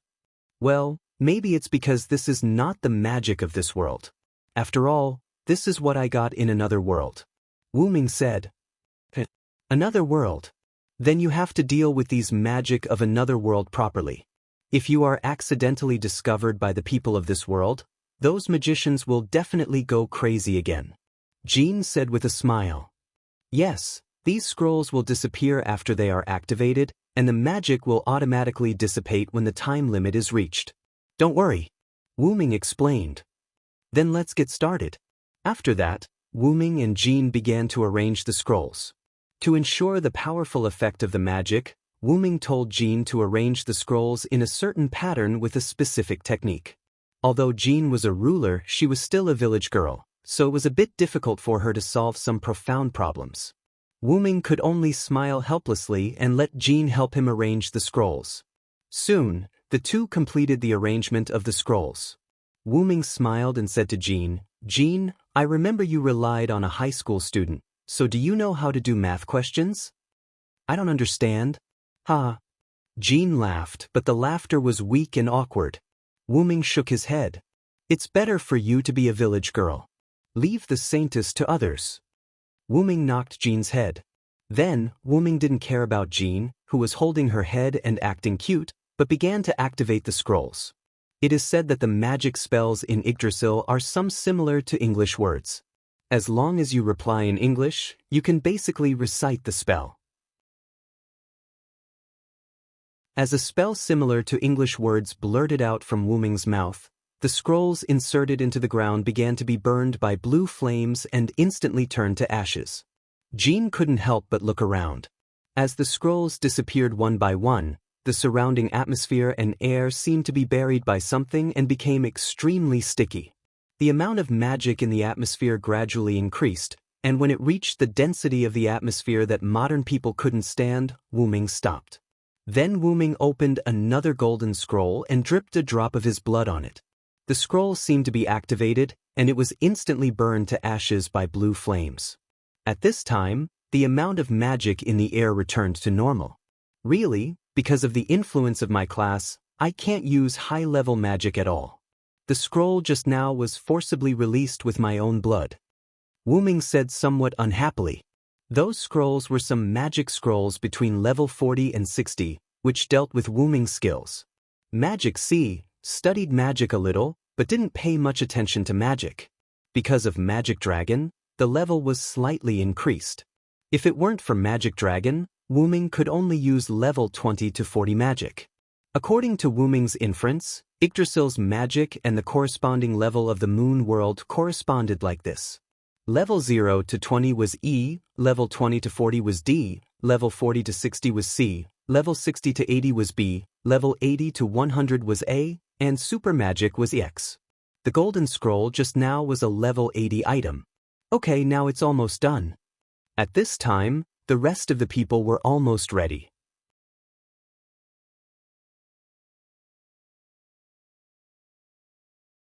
Chapter 74. After everyone was ready, Wu Ming, Joan of Arc, Sharon, and Collins went to Tuliphus's missing relatives to investigate. Fiore, Sieg, and Astolfo stayed in Myrenia Citadel. Because the missing people were distributed in different places, it took a long time to investigate the last missing person. In the basement of a room. Including this place, 8 people have been investigated. This is the last place to investigate. Collins squatted on the ground and was examining the body. Looking at the corpse tied to the chair with its eyes rolled back and several scalpels stabbed into its body, everyone fell silent. Collins pulled out the scalpels one by one, and there was no more blood to flow from the wound. The results of the investigation in 8 places have a commonality. Everyone's heart was dug out. Speaking of this, everyone present frowned. The heart is the essence of magic power. It's not surprising for Black Assassin to have it dug out. Wu Ming stood aside with his hands on his chest, and then said, "Maybe Black Assassin's master is an ordinary person, not a magician." This reminded everyone. Then, digging out a magician's heart to replenish magic power makes sense, Sharon said. In addition to digging out the heart, the body looked like it was interrogated before death, and the torture method was extremely cruel, Collins said. The strange thing is that some of the bodies have traces of torture, and some of the bodies have no traces of torture. That's what's strange. Sharon continued what Collins was about to say. Is it possible that Black Assassin needs people's fear, so they tortured these people? Joan of Arc asked. Impossible. This can't explain why some of the bodies have no traces of torture, and it's not that there wasn't enough time. We were all busy with the war between the Black and Red before, and we didn't have time to care about Black Assassin. Wu Ming shook his head and said with a frown. I thought it was a magic ritual, but it doesn't look like it, Sharon also said. Cowell stood up and walked back. In that case, I'd better implement remnant memory. Jean did not understand these magic tricks and asked, what is that? It's a kind of magic that can obtain information about them before they die, although it's a little dangerous. Collins took a chair and said, but now we can only abandon the rook to save the king. Wu Ming seemed to have sensed something and quickly said. After that, he rushed out in an instant, leaving only one sentence. The magic trap I left in Myrenia has been triggered. The opponent is a servant. What? Ka Rong immediately ran over as well. Berserker! Cowles shouted to Sharon. Cried Frankenstein and ran out. The people being interrogated are all people who have the password to open the mechanism in Myrenia Citadel. So that's how it is. Black Assassin wants to attack Myrenia Citadel, Collins analyzed. After listening, Jean hurriedly ran out. Only Cowles followed him out unhurriedly. After all, no matter how fast he was, he could not reach the speed of a servant. Not to mention, he needed to calm down. Cowles picked up his phone at this time and wanted to call his sister, but at this time, the phone showed that there was no signal. Sister, please don't let anything happen to you. Cowles could only pray like this. At this moment, Yugo Myrenia family, Myrenia Citadel. Around the edge of the citadel, magic formed a protective barrier, protecting the entire citadel in a hemispherical shape. The outside of the protective barrier was filled with thick fog, including the roof. The cyborgs who were originally left outside Myrenia Citadel also withdrew. In the hall at the entrance, Gold, Sieg, and Astolfo were checking these cyborgs. Some of the cyborgs were outside the protective barrier and inhaled slight fog acid. Fortunately, they were treated in time, and there were no casualties for the time being. Gold asked at this time. Where is Fiore now? Is there a guard around her? A cyborgs on the side replied. The patriarch is now in the former patriarch's study. There is no guard around her at the moment. As soon as he heard that, Sieg immediately turned around. Hurry, rider, the enemy may be a servant. Understood. After saying that, the two quickly ran toward the study. Gold was left behind with a confused look.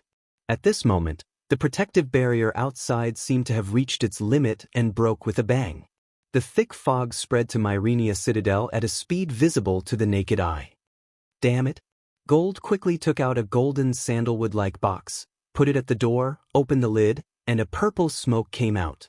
This purple smoke seemed to have the effect of blocking the thick fog, and the thick fog did not come in through the gap of the main door. However, other places in Myrenia Citadel were invaded by the thick fog. Slowly, the entire corridor where Fiore was located was filled with thick fog. Fiore, who was still busy working in the study, also found something wrong at this moment.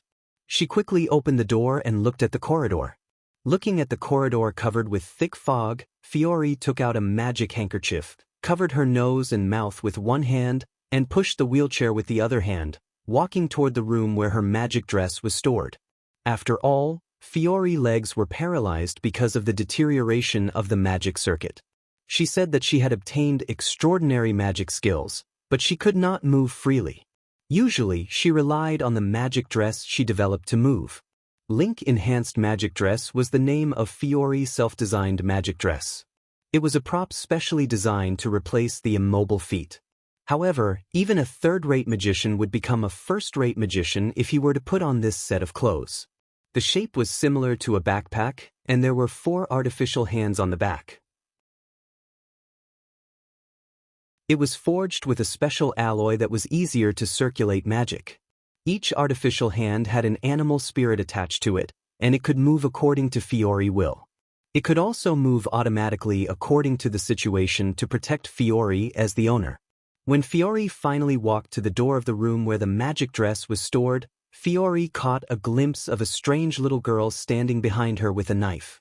But there was no doubt that this cute little girl with white hair was the serial killer, Black Assassin Jack the Ripper. Maybe Fiore was a little panicked.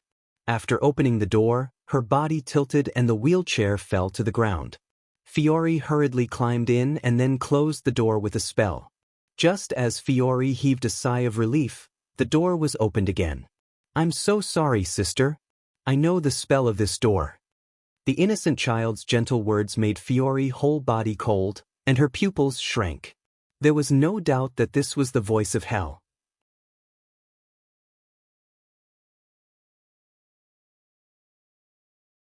Chapter 75. Fiore hurriedly reached for the box on the table, but how could Jack let her get it? Jack jumped lightly and stood on the table. He stepped on the box and picked it up. This must be something very important to Big Sister. "I can't let you get it." It was still that sweet voice, but Fiore still couldn't hear the sweetness. "Is that so? Then I'll use this first."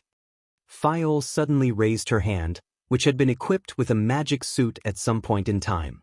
She pointed at the 2 mechanical arms that were connected to the back of a chair by the wall.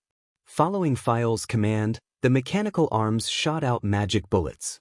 Jack jumped back and used the box in his hand to block the attack. Then, Fiore made a prompt decision.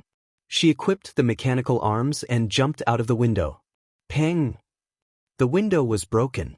Fiore relied on the mechanical arms and barely reached the ground. Just as she stabilized her body, she saw a sword attack. Ka! One of the mechanical arms was broken. It was cut off by Black Assassin Jack the Ripper, who had caught up with Fiore with agility. "Big Sister, because of the magic trap outside, I wasted a lot of time." Assassin took the dagger that was still dripping blood and walked in front of Fiore, who was paralyzed on the ground.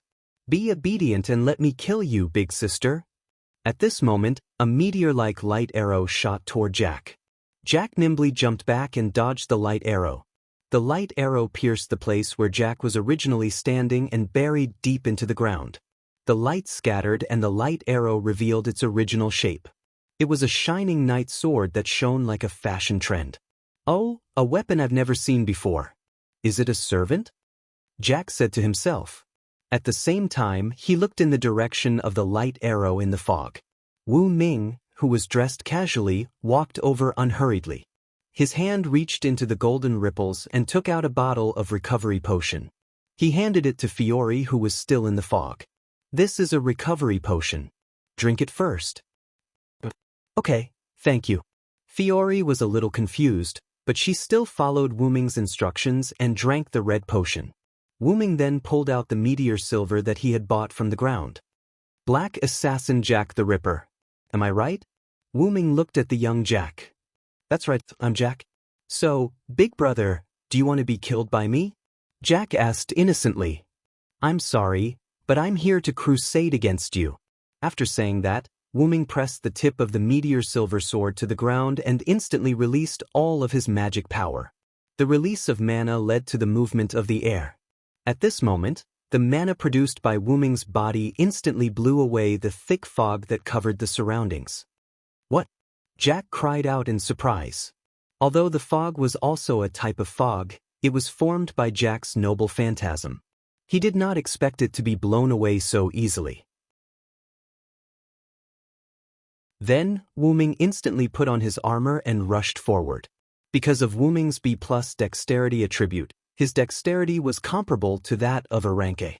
Even Jack almost could not react to this attack. Bang! The ground was shattered by Wu Ming's knight's sword. Jack narrowly avoided this attack, but before she could stand firm, Wu Ming rushed up with his sword again. Realizing that she could not avoid it, Jack tried to use the dagger in her hand to block the knight's sword that pierced through the air. However, it was useless. Jack's weapon could not defend against Wu Ming's A+ strength. The huge impact sent Jack flying. A wound from her left shoulder to her right abdomen appeared on Jack's body, and blood flowed freely. It hurts, it hurts, Jack said weakly as she lay on the ground. That's enough, Black Assassin. Wu Ming held the meteor silver and looked at Black Assassin, who was lying on the ground and unable to get up again. However, Jack's figure became illusory. Wu Ming sensed that something was wrong and rushed up. Wu Ming fiercely stabbed his sword into Jack, who was paralyzed on the ground. The meteor silver stabbed into the ground, and Jack, who was originally here, was gone. Command curse. Wu Ming pulled out his sword and said calmly. Then Wu Ming looked around. The fog that was still gathering after being blown away disappeared at a speed visible to the naked eye. Master! Sharon, who was dressed in ancient Greek clothing, jumped down from the roof. Master, are you okay? Sharon crouched down and wanted to help Fiore, who was lying on the ground. I'm fine, Archer.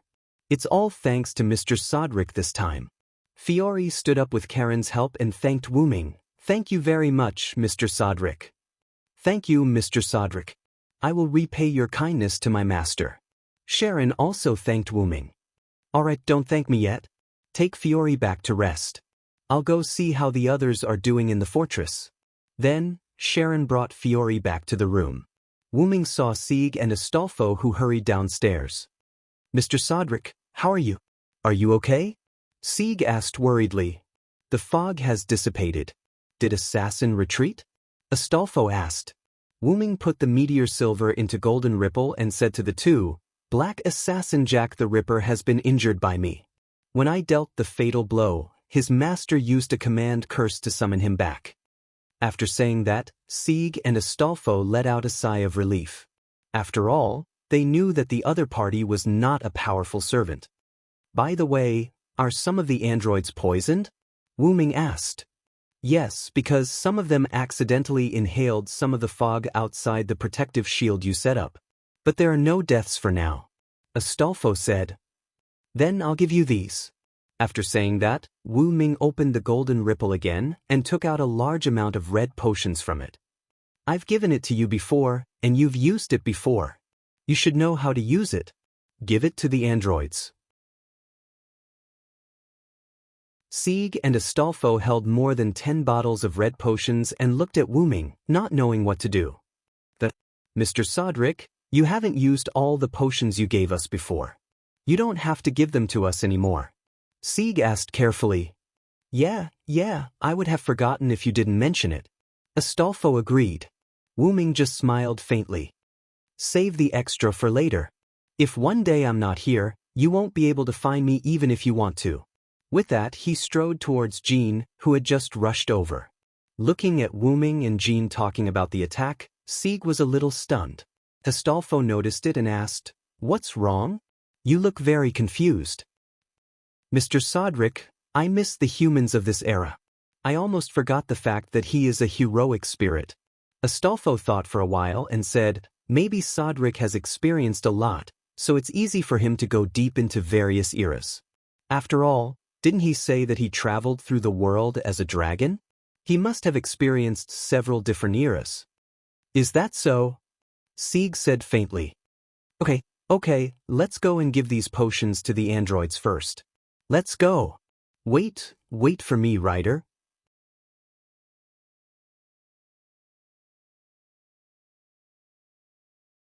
Chapter 76. Evening, Myrenia Citadel, Conference Room. Everyone sat in their chairs and looked at Wu Ming, who was analyzing the situation. Black Assassin does have the ability to erase his memory and information. This has been confirmed.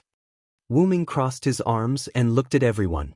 But I can feel that Black Assassin has been injured by me. That's what my sword said. And if the other master is an ordinary person, then Black Assassin will definitely attack again because he needs to replenish his magic and recover his body. Collins put the organized files on the table and said, "According to our investigation in Japan, at the place where our original master of Black Assassin, Xiangliang Leopard Horse, was killed, there were no traces of the death of the sacrifice used, the Six Guides Lingxia. Furthermore, there were no signs of a transfer charm in Xiangliang Leopard Horse's hands.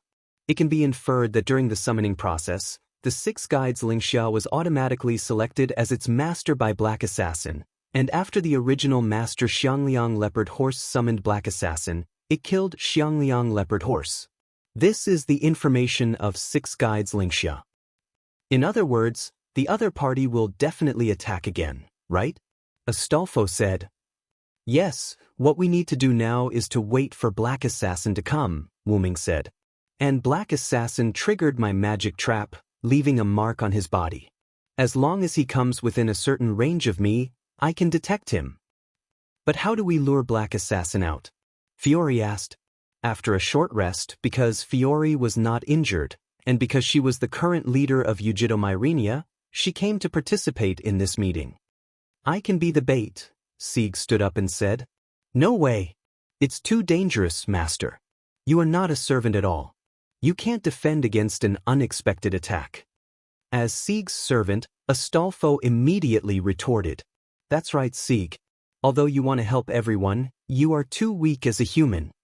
Because of Zijifai's heart, Sieg's body was no different from an ordinary person. His magic circuit was also of high quality. His physical fitness was even better than ordinary people. However, Sieg was still a human being. He couldn't defend himself from the attacks of the servants in the dark. Even the weakest assassin couldn't do that. It wasn't that Sieg was weak, nor was it discriminating against servants, but Sieg's servant was too powerful. "Don't worry, Siegel-kun. Because I'm a servant, I can suppress the presence of a servant," Jean said. "And I will be by Jean's side. I have this item that can shield my aura. Nothing will happen. Please rest assured." Wu Ming echoed. "Yes, I understand," Sieg said with disappointment. Wu Ming took a deep look at Sieg and then ignored him. Astolfo is responsible for observing from the sky, Sharon is responsible for sniping from Mylenia's fortress, and Sodlek and Jean will be the bait. Collins said. "So, it's decided." In order to prevent Black Assassin from attacking ordinary people at night, let's act tonight. Wu Ming stood up and said. Everyone replied. After the meeting, Wu Ming did not choose to have dinner with Jean. Instead, he went to Sieg and said, "Let's talk, Sieg." Sieg and Astolfo said. After a while, Jean took Astolfo to the restaurant.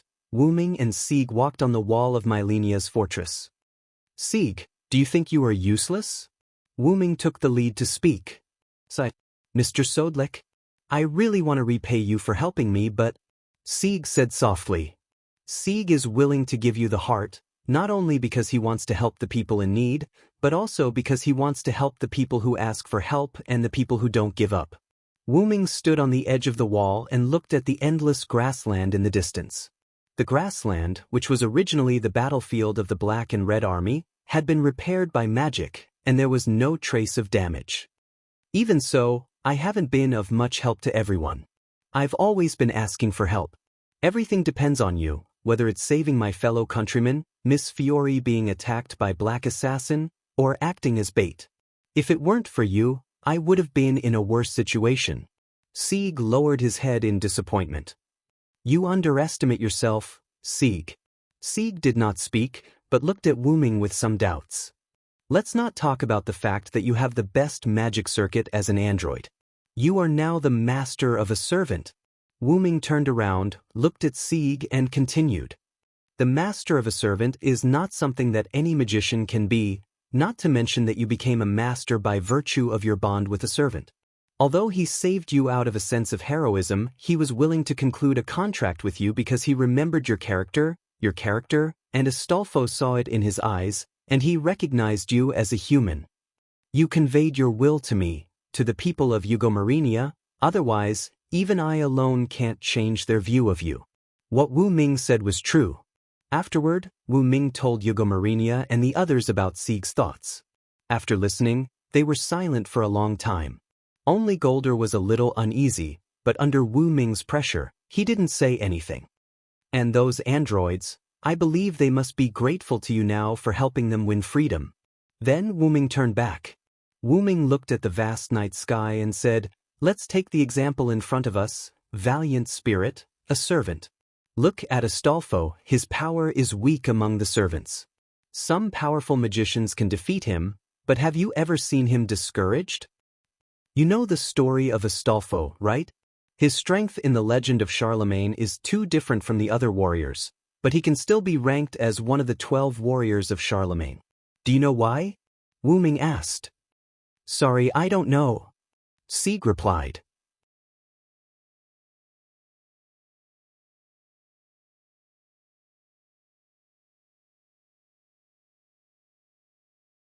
Chapter 77. After leaving the city wall, Wu Ming went to the dining hall. Everyone else had already finished eating. Only Jean and Astolfo were still waiting. Jean returned to the dining hall because her body needed to eat. Astolfo didn't need to eat, but he would eat with Sieg. Wu Ming was the same. Wu Ming would eat with Jean. Yo, Sodric. Astolfo greeted him warmly. How is it? Jean asked. He won't understand in a short time. There's still a long way to go. There's no need to rush, Wu Ming replied with a smile. Then hurry up and eat, Sodric. After a while, Sodric and Jean were almost done eating, but Sieg still hadn't arrived. Why isn't Sieg here yet? Did you make him stupid, Sodric? Astolfo said while lying on the table in boredom. Coincidentally, Sieg pushed the door open and entered just as Astolfo finished speaking. Sigh, Mr. Sodric. Sieg was a little embarrassed because he had just been lectured by Wu Ming. He was like a student who had just met his teacher. Hurry up. Sieg, hurry up and eat. We still have to move later, Astolfo said. Soon, everyone was ready. Fiol and Cowles were overseeing Myrenia Citadel. Frankenstein followed Cowles and Fiol and was responsible for protecting them. Wu Ming and Jean were the main force and bait. Astolfo was scouting from the sky. Sieg had to deal with special situations with Astolfo, so he rode the eagle with Astolfo. In the end, Sharon would use all-seeing eyes to snipe. As for Leo Gielli and Mordred, they were on different sides. Even with Wu Ming, Leo Gielli still insisted on moving separately. After discussing how to deal with Shiro Amakusa, the two of them found a graveyard near Tulifa's and left Myrenia Citadel. Let's go, Jean. Wu Ming took out a bottle of potion and drank it. This was a high-level potion from the YGGDRS cell, World Tree, that had a special invisibility ability. It could block the detection of skills, and only the detection of buildings could see through it. After drinking it, Wu Ming instantly became transparent. After seeing Wu Ming disappear, Jean suppressed her magic power and began to act as bait on the street. Because of the man-killer fiends that appeared in Tulifas, no one went out at night. The moonlight shone on the ground, and Joan of Arc, wearing a student uniform, walked on the street step by step. Many residents were already asleep, and there were only a few households with their lights on. Even so, the surroundings were not dark. After all, the moon tonight was much brighter than usual. Wu Ming hid his figure and followed behind Joan of Arc. Although the plan is good, I'm afraid that the other party won't play by the rules. Wu Ming thought so. And just in case, Wu Ming had already set up magic scrolls around Myrenia Citadel, and with Sharon and Frankenstein in the Citadel, there was no way for anything to go wrong. Fortunately, Black Assassin wasn't as sly as Wu Ming thought. Slowly, the surroundings started to become foggy. Whether it was Sharon, who was using clairvoyance to observe from the top of the Citadel, or Astolfo, who was riding an eagle together with Sieg, they were all tense as they observed Joan of Arc's surroundings. At the corner in front of them, a black shadow flashed by, and Joan of Arc saw it. It was as if the shadow was luring Joan of Arc. Seems like the other party isn't a simple person, he knows how to lure the enemy. Wu Ming said from behind Joan of Arc, "Then do we need to chase after him?" Joan of Arc asked without turning her head. "Of course, the other party has already created an opportunity for us, how could we not use it? Don't worry, I'll be right behind you." Yeah. After that, Joan of Arc rushed to the place where the black shadow disappeared. After a series of tossing and turning, the black shadow led Joan of Arc to a residential area that was accessible in all directions. Joan of Arc stood in an empty place and carefully observed the surroundings. On the roof of a residential building behind Joan of Arc, Black Assassin Jack the Ripper's figure emerged. "From now on, it will be hell." Black Assassin was seen in a pose, holding the two swords backward and chanting, "We are fire, we are rain. Strength, Mary Ripper." The moment he shouted out the noble phantasm, Black Assassin rushed to Joan of Arc. Joan of Arc immediately sensed the danger and quickly condensed the armor and the holy flag. "Clink. What?" Black Assassin Jack the Ripper shouted in disbelief. His pair of daggers were blocked by something invisible. Wu Ming appeared, holding the meteor silver, and was in a stalemate with Jack's daggers. "Long time no see, Assassin Jack the Ripper."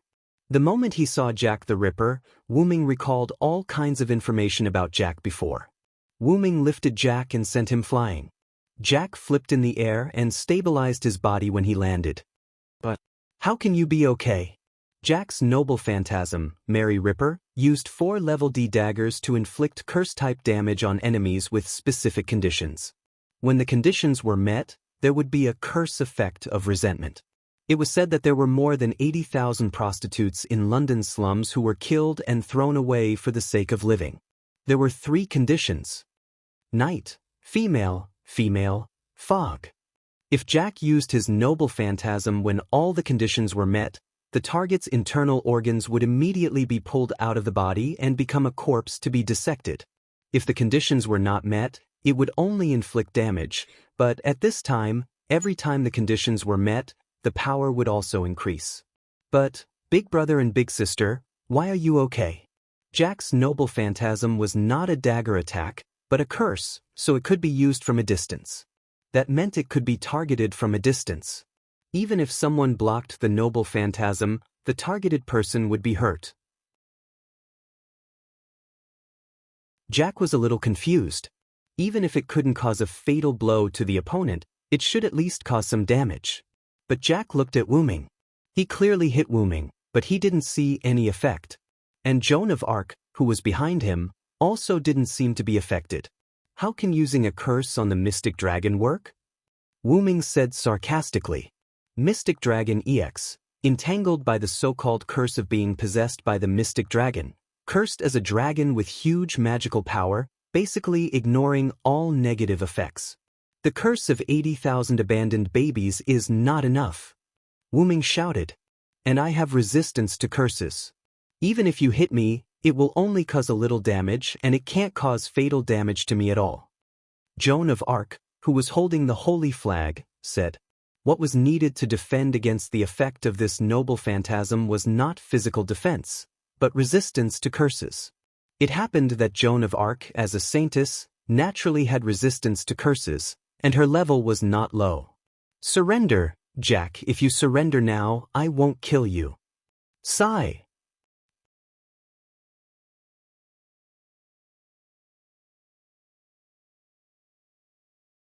Chapter 78. Sigh. Not only Jack was puzzled, but even Jean was also puzzled. If you surrender now, I will restrict your freedom until the end of the Holy Grail War, Wu Ming continued. For some reason, Wu Ming rejected the original plan to get rid of Jack the Ripper. But Jean seemed to want to say something. However, Wu Ming interrupted her. Let me be willful for once, Jean. Okay then. After all, Jean and Codric were close friends who had gone through life and death together. After thinking for a while, Jean, who couldn't think of a reason, decided to believe in Codric, who was also Wu Ming. After seeing Jean agree, Wu Ming smiled. Then he said to Jack, "How about it? Have you thought about it?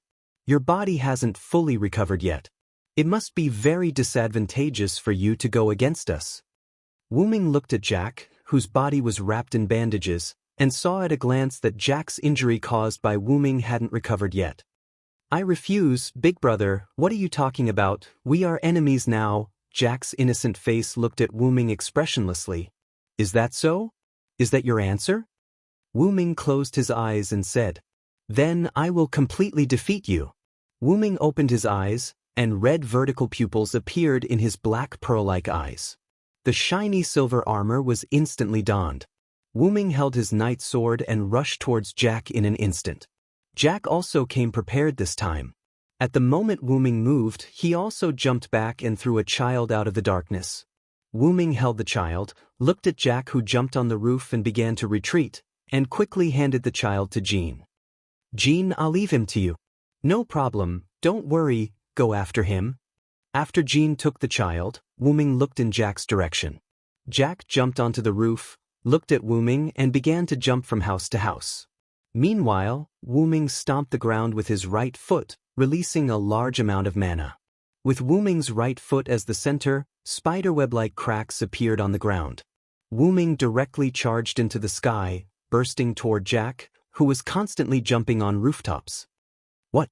Jack felt Wu Ming catching up. He turned around and couldn't help but exclaim in surprise. Jack hurriedly changed directions and jumped into the complicated and narrow residential streets in an instant, sprinting quickly. With Jack's dexterity, coupled with his aura-blocking A's skill, it was reasonable to say that escaping should not be a problem. However, a few arrows were shot from a distance in front of Jack's path. Now, Jack couldn't slow down at all. If he slowed down, Wu Ming would catch up. But if he didn't slow down, the arrow in front of him would definitely hit him. There was a wolf in front and a tiger behind. Jack was on guard against Wu Ming catching up and waiting for him. While holding a dagger, he was ready to cut off the arrows. Just as Jack cut off these arrows, suddenly a special arrow that was twice as fast as the previous arrows burst toward him. Jack was just about to use his dagger to hit the arrow when Wu Ming, who was behind him, shouted, "Don't even think about it." Wu Ming gathered his mana on the meteor silver sword, held the hilt with a backhand grip, and threw it out like a javelin. Jack knew that he couldn't block this blow, so he could only use his dagger to block the sword's trajectory. Poochie! The arrow that burst out directly shot through one of Jack's legs. Because of the impact of the arrow, Jack's leg was directly broken. The broken part showed a golden state of spirit, and Jack fell weakly to the street. Jack looked at Wu Ming, who was chasing over, and no one knew what he was thinking. Wu Ming didn't launch an attack and just watched. Then Wu Ming felt a wave of spatial fluctuations, and Jack disappeared in front of Wu Ming's eyes. Sure enough, it's a command spell again. Wu Ming stood on a building and watched Jack disappear. But Wu Ming had already suffered once, and he definitely wouldn't suffer again. When Jack attacked Fiol last time, Jack had been marked by Wu Ming's magic trap. Although there was a time limit, in the current situation, there was plenty of time. As long as he wasn't far away from Wu Ming, he wouldn't be able to get rid of Wu Ming's pursuit. At this moment, the marked Jack in Wu Ming's eyes was like a lighthouse in the dark sea, very conspicuous. And in order to prevent Jack from being summoned away by his master with a command spell again, Wu Ming and Jean deliberately chose to act as bait in the central area of Tulifas. In the center of Tulifas, Wu Ming could almost perceive 80% of the area with Tulifas as the center of the circle. In this way, even if his master used a command spell to summon Jack away again, even if Jack led Jean away a little before, it wouldn't have much impact on Wu Ming's perception of Jack. In case of accidents, Wu Ming also prepared a tool to enhance the magic of intelligence. Of course, the premise of this series of conditions was that Jack's master was in Tulifas, otherwise Wu Ming couldn't do anything. According to Wu Ming's inference through his sword, Jack was seriously injured and couldn't leave Tulifas in such a short time.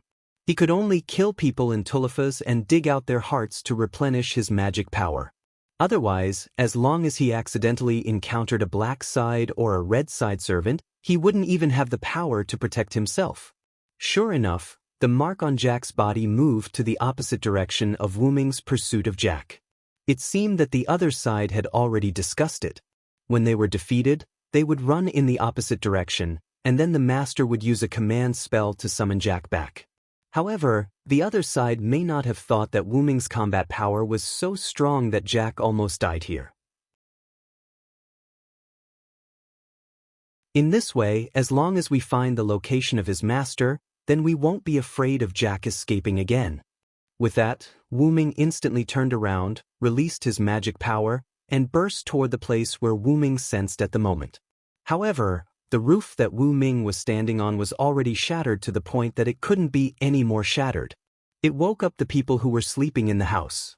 In a house, next to a corpse, a woman was holding Jack, who was running on the street before. She had long green straight hair to her waist, a green off-shoulder skirt, a brown jacket with black fluff on the jacket, and a pair of black knee-high boots on her legs. She looked like a woman with the temperament of a rich young lady. This was the current master of Black Assassin Jack the Ripper, the person who was sacrificed by the former master Xiangliang Leopard Horse, Six Guides Ling Xia. "Jack, are you okay?" Six Guides Ling Xia asked Jack with an unusually gentle tone, while touching her head and looking at her short legs that were still spiritualized. "It hurts, Mom, it hurts." Jack choked with tears in the corner of her eyes. If it wasn't for the bloodstains, daggers, and broken legs on her body, anyone would think that she was a cute child who was bullied. Moreover, the we Jack was referring to was herself, not her and Six Guides Ling Xia. Because Wu Ming had said before that Jack used the curse of 80,000 abandoned babies, which meant that her true body was 80,000 abandoned babies. "Okay, Mom will take you out of here." With that, Six Guides Ling Xia stood up, picked up Jack, who couldn't move because of her broken legs, and walked toward the door. Click! Six Guides Ling Xia opened the door and walked out. Whoosh!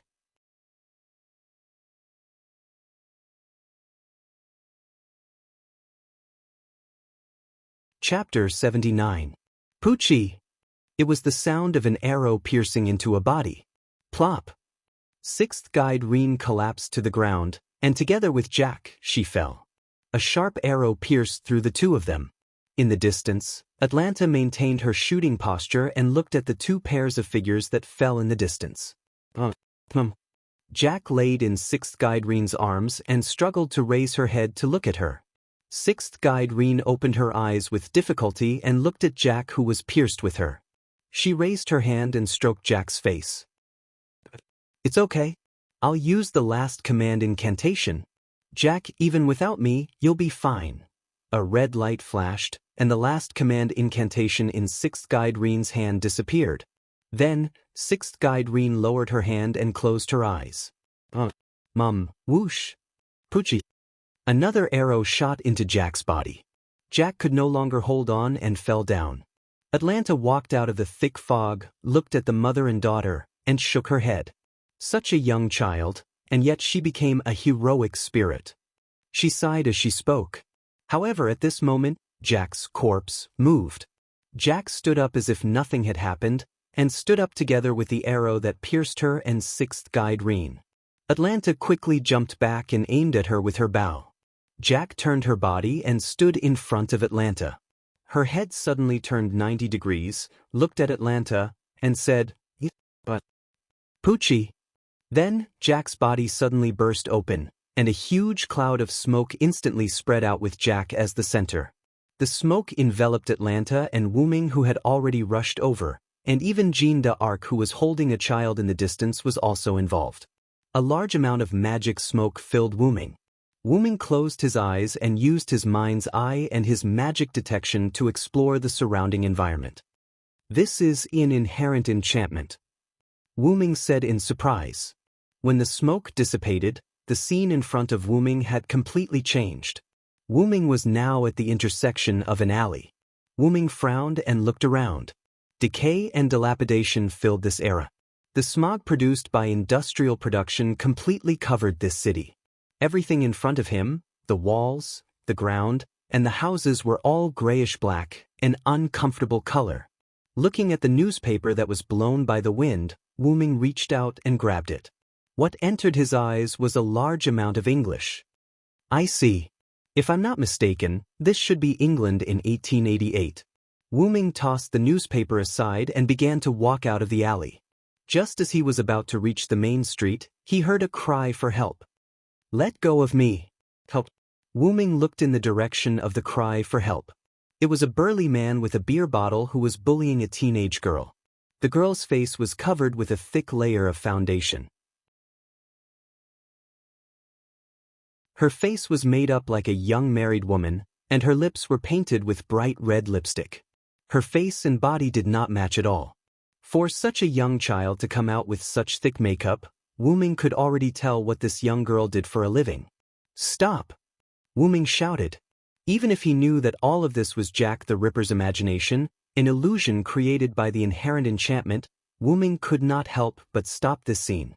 When the man noticed that there was someone else, he hurriedly ran away. When the girl saw Wu Ming, she also ran away in a panic. However, the place she escaped to was the main street.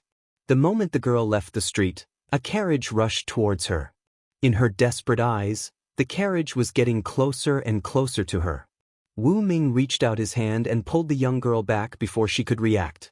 The girl looked at Wu Ming and did not say anything, nor did she have any intention of thanking him. Once, she turned around and prepared to run away. "Is this the environment you live in, Jack?" Hearing this sentence, the girl paused for a moment, then turned her head to look at Wu Ming. "That's right. This is the miserable world in which we abandoned babies by those prostitutes live."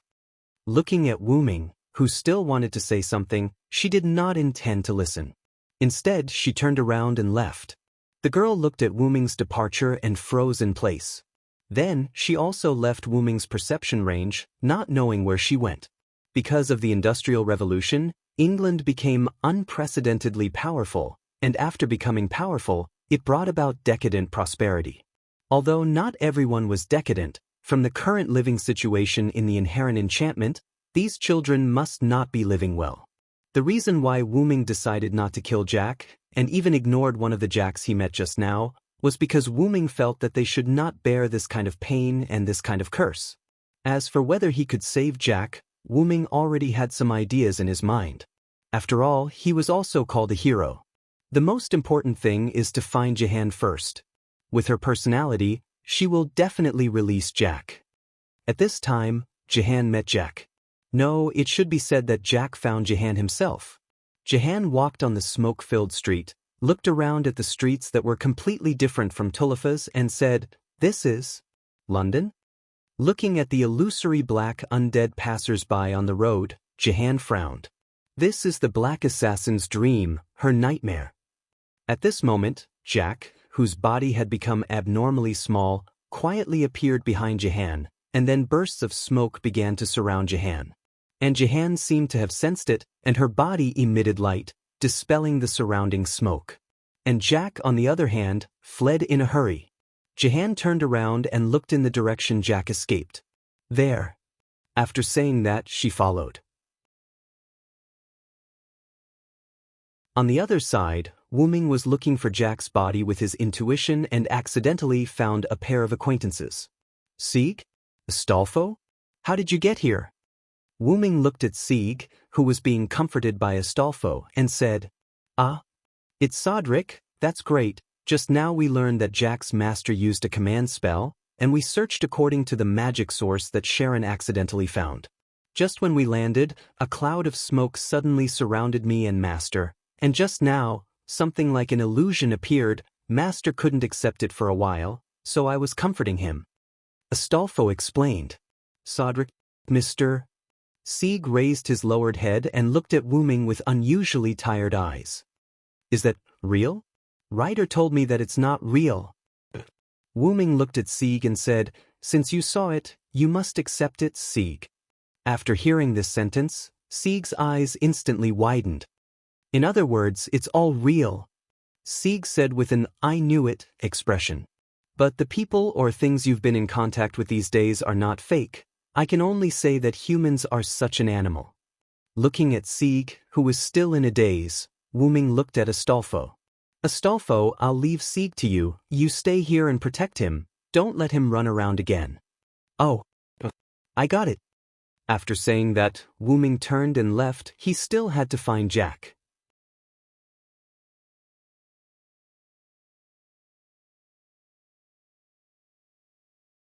Chapter 80. Joan of Arc chased Jack until a dead end, where Jack could no longer escape. Joan of Arc looked at Jack, who stopped moving forward, and said, What, you're not going to run anymore? The young Jack looked at Joan of Arc, who exuded a holy aura, and said in fear, Are you not afraid of Jack the Ripper? Joan of Arc shook her head calmly. All of you are nothing more than victims of a tragedy. Jack was also relatively calm. With a wave of her hand, several children appeared in the smoke around them. They were boys and girls. The oldest was about 11 or 12 years old, and the youngest was about 4 or 5 years old. These children began to ask Joan of Arc for help. Joan of Arc, Lady Joan of Arc, Lady Joan of Arc, please save us. I'm counting on you. Save poor Jack. They raised their hands and moved in the direction of Joan of Arc like a group of ghosts. Joan of Arc said without changing her expression, I can't do it. In an instant, these children stopped their actions and looked at Joan of Arc with their eyes wide open. You have been absorbed by the legend of Jack the Ripper. Then, Joan of Arc's right hand began to glow. Even if I can beat you down, I can't save you. Looking at the children who retreated with wide eyes, Joan of Arc continued. You should understand now. The swelling hatred and the despair of the victims have changed you and turned you into the legend of Jack the Ripper. The young Jack's body retreated in disbelief with a look of despair on his face. Joan of Arc raised her hand and looked at Jack. At this moment, an arrow was shot at Joan of Arc. Joan of Arc retreated abruptly, and the light on her hand disappeared. Joan of Arc looked at Atlanta, who was standing on the roof next to her, and said, What do you want to do?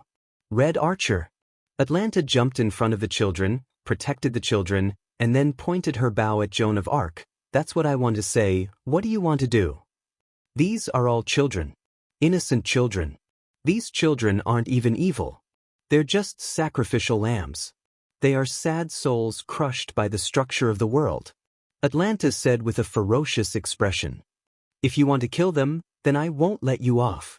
Jean looked at Atlanta and said with a firm and serious expression, You should also understand that if these children are alive, they will only have more companions.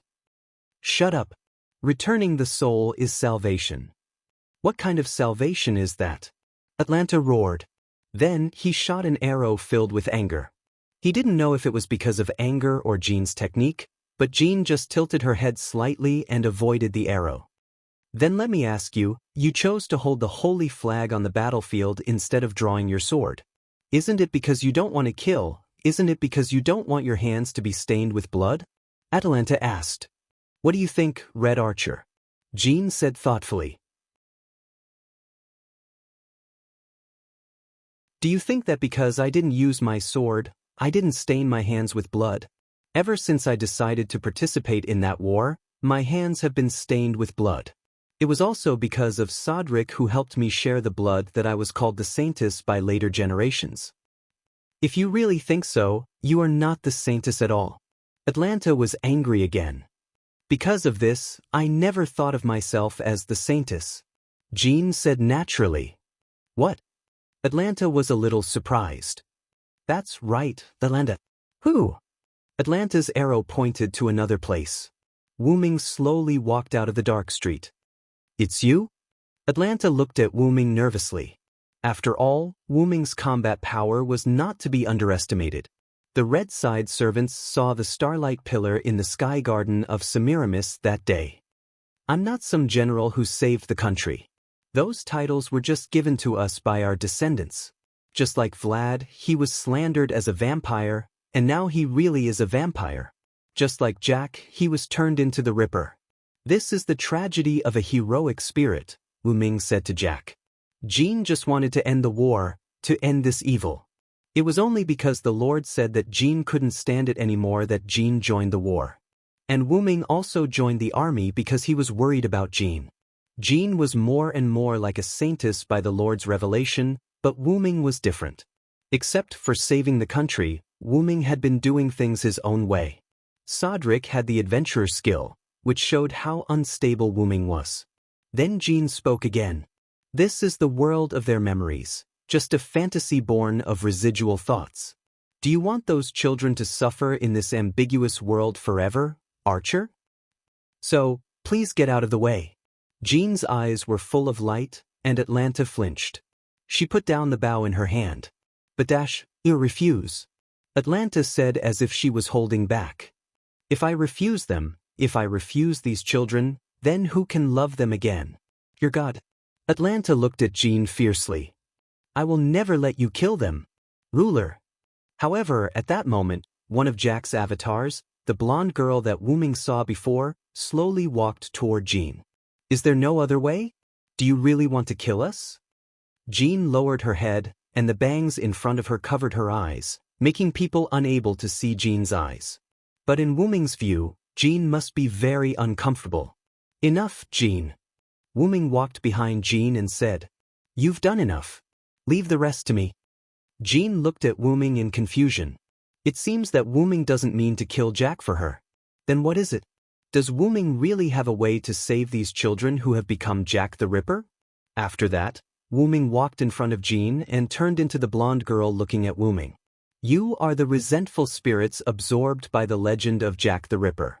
Strictly speaking, you are also Jack the Ripper. In other words, you have your own Valhalla. Then, Wu Ming stretched out one of his hands, which exuded a star-like light. The other children began to merge with the blonde girl. After the girl in front of him merged with other children, she changed back to Black Assassin, the white-haired Jack.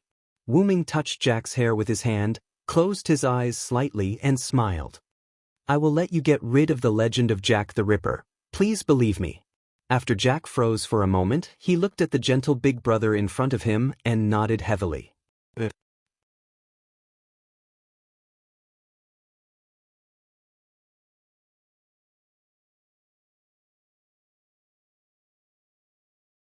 Then let's go out. Outside. When the star-like light emitted by Wu Ming no longer flickered, Joan of Arc and Atlanta opened their eyes. At this moment, they found that they were no longer in the inherent enchantment, but returned to Tuliphus. Sieg and Astolfo, who were also swept into the inherent enchantment before, also appeared on the street not far away. As for the dense fog, it had also disappeared. After reacting, both Joan of Arc and Atlanta looked at the place where Wu Ming and Jack were before. They found that there was only a child with an illusory body beside Wu Ming at this moment, and Jack's servant reaction had disappeared. I've rescued Jack from Jack the Ripper's curse. Now she's no longer Jack, she's just a collection of vengeful spirits. Wu Ming explained to them. Then Wu Ming looked at Joan of Arc and said, Jean, pray for them. At this moment, Joan of Arc was also relieved. After all, if it was just a resentful spirit, as long as it was purified, it could be reincarnated like an ordinary soul. Wu Ming looked at Atlanta, who was at a loss, and then looked at the liberated Jack, and said, What do you want to do? Jack, that's not Jack. Jack, who was no longer Jack, went directly to Atlanta. Hey, Sister Atlanta, thank you for protecting us until the end. We are leaving now to start our new life. Goodbye. Atlanta looked at the child who said so and shed tears. The black fog on her right hand also disappeared at this moment.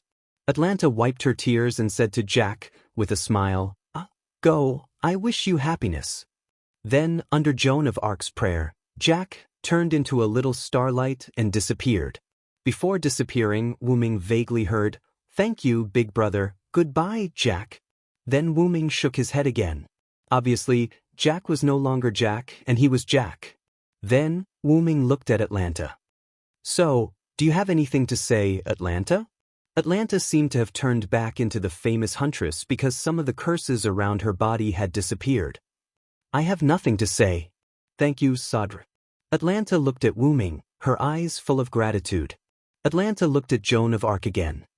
"I will beat you down and make you agree with my idea of all children can be saved, ruler."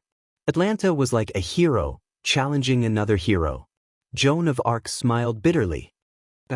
With a roar, Frankenstein fell from the sky and hammered at Atlanta with a giant hammer. Atlanta dodged nimbly, then looked at Wu Ming again with gratitude, jumped on the roof, and left. "Are you okay? I couldn't find you just now." After a while, the thick fog suddenly disappeared. Berserker, who was sent by His Highness Cowles to look for you, saw the Red Archer and thought you were attacked, so he rushed up directly, Karen said through telepathy. "It's okay. The Black Assassin has been dealt with. Let's talk about what happened later," Wu Ming replied. Then Wu Ming and Joan of Arc, as well as Astolfo, who was supporting Sieg, and Frankenstein, who came to support, returned to Mylnia Citadel. Tulifas returned to its peaceful state. None of the residents here knew that the man-killer fiend incident had been dealt with while they were asleep.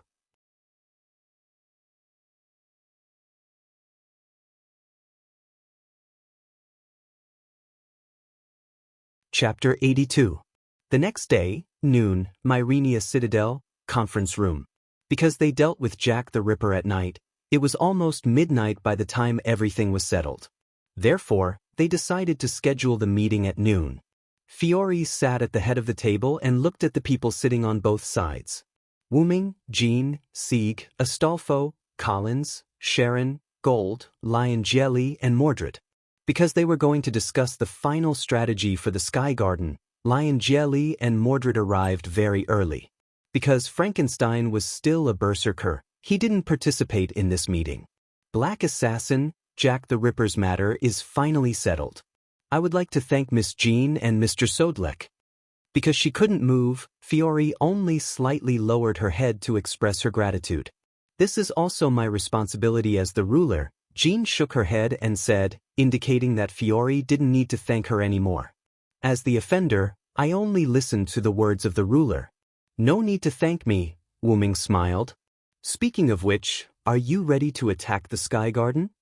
Jean asked. Yes, we have prepared many planes. When the time comes, we can directly fly to the Sky Garden. Just then, Astolfo stood up and raised his hand. I said, I know how to fly a plane. Let me fly it. Seeing Astolfo's excited face, Wu Ming smiled helplessly. We need more than one plane. It is really inconvenient for you to fly it. The planes are all for magic puppets to fly, Collins interrupted. Astolfo sat down with a depressed face. Although we have prepared many planes, we still lack a trump card. After all, the Sky Garden has automatic magic cannons comparable to the EX level. Therefore, for the current situation, we are still at a disadvantage. Just then, Wu Ming raised his hand. I have a way to directly enter the Sky Garden, but I need to know what the inside of the Sky Garden looks like. Wu Ming's method was Portal Scroll. Currently, Wu Ming was a saber, so he couldn't use Portal Scroll. However, if it was a scroll, after knowing the location, he could open the portal in 3 or 4 days. Then, Wu Ming opened Dragonist and took out a golden scroll.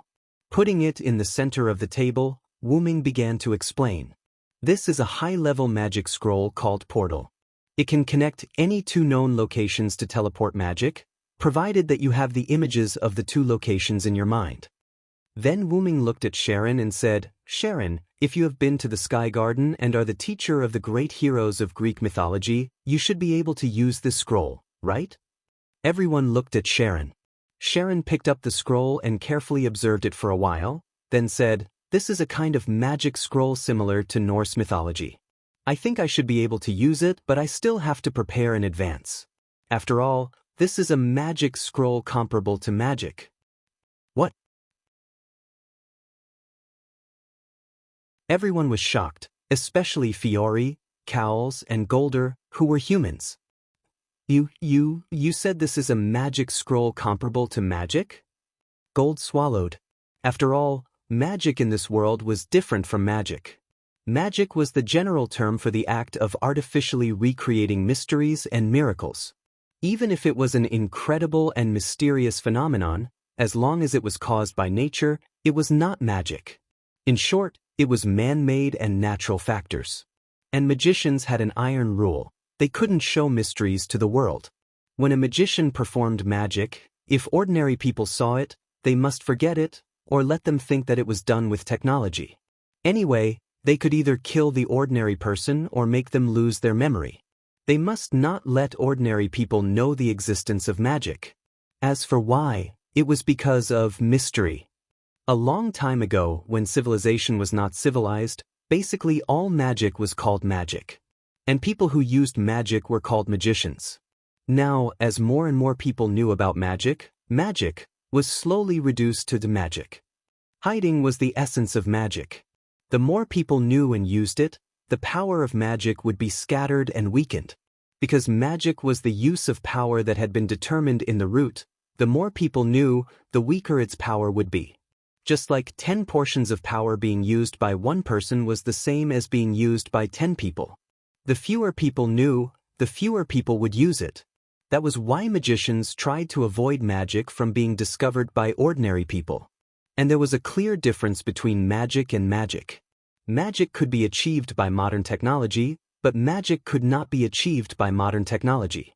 No matter how long it took, no matter how much money it took, as long as it was achieved by modern means, it was magic. For example, fireball could be achieved by modern technology, and fireball was magic. For example, time travel could not be achieved by modern technology, and time travel was magic. Of course, the magic Silent learned in Nazarik's underground tomb and the magic of the moon world were two different things. They were not the same thing. Yes, I got this scroll when I became a dragon and traveled to other worlds, so judging by the level, it's almost comparable to an A-level noble phantasm. Because of my current rank, I can't use it normally. After all, teleportation gate was already a very advanced teleportation skill in Yggdrasil. It ignored the distance. As long as the scene in a certain place, it could connect two teleportation gates. There was no limit to the number of teleportation gates, and there was no time limit to the activation of the teleportation gate. It could only be used after reaching a certain level. Then that's all for the meeting. We just need to wait for Archer to prepare the activation scroll. Fiole said and sighed with relief. That's it. Let's prepare for the battle in a few days.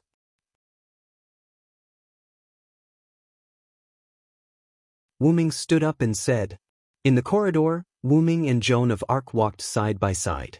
No one spoke. They all wanted to quietly enjoy this temporary encounter. After all, Wuming aside, Joan of Arc will return to her Hall of Valhalla after the Holy Grail War. Hey, Sodric. You must win the battle in a few days. It was just a few short sentences, but the feelings contained within them were boundless. While the two were enjoying this brief moment, Mordred caught up from behind. Villo, let's go eat. Huh? Wuming made a strange sound. Why do you suddenly want to eat with me? Wuming looked at Mordred and asked in confusion. It's not because Master said he wanted to go back to the tomb to prepare. I don't want to go back, and I haven't had a big meal in this city yet. Let's go. After saying that, Mordred used her slender arms to wrap around Wuming's neck, wanting to take large strides forward. Wuming looked back at Joan of Arc helplessly and apologized with his eyes. Joan of Arc was taken aback, but after she reacted, she said softly, Sodric, enjoy your meal. Then, Joan of Arc turned around and left.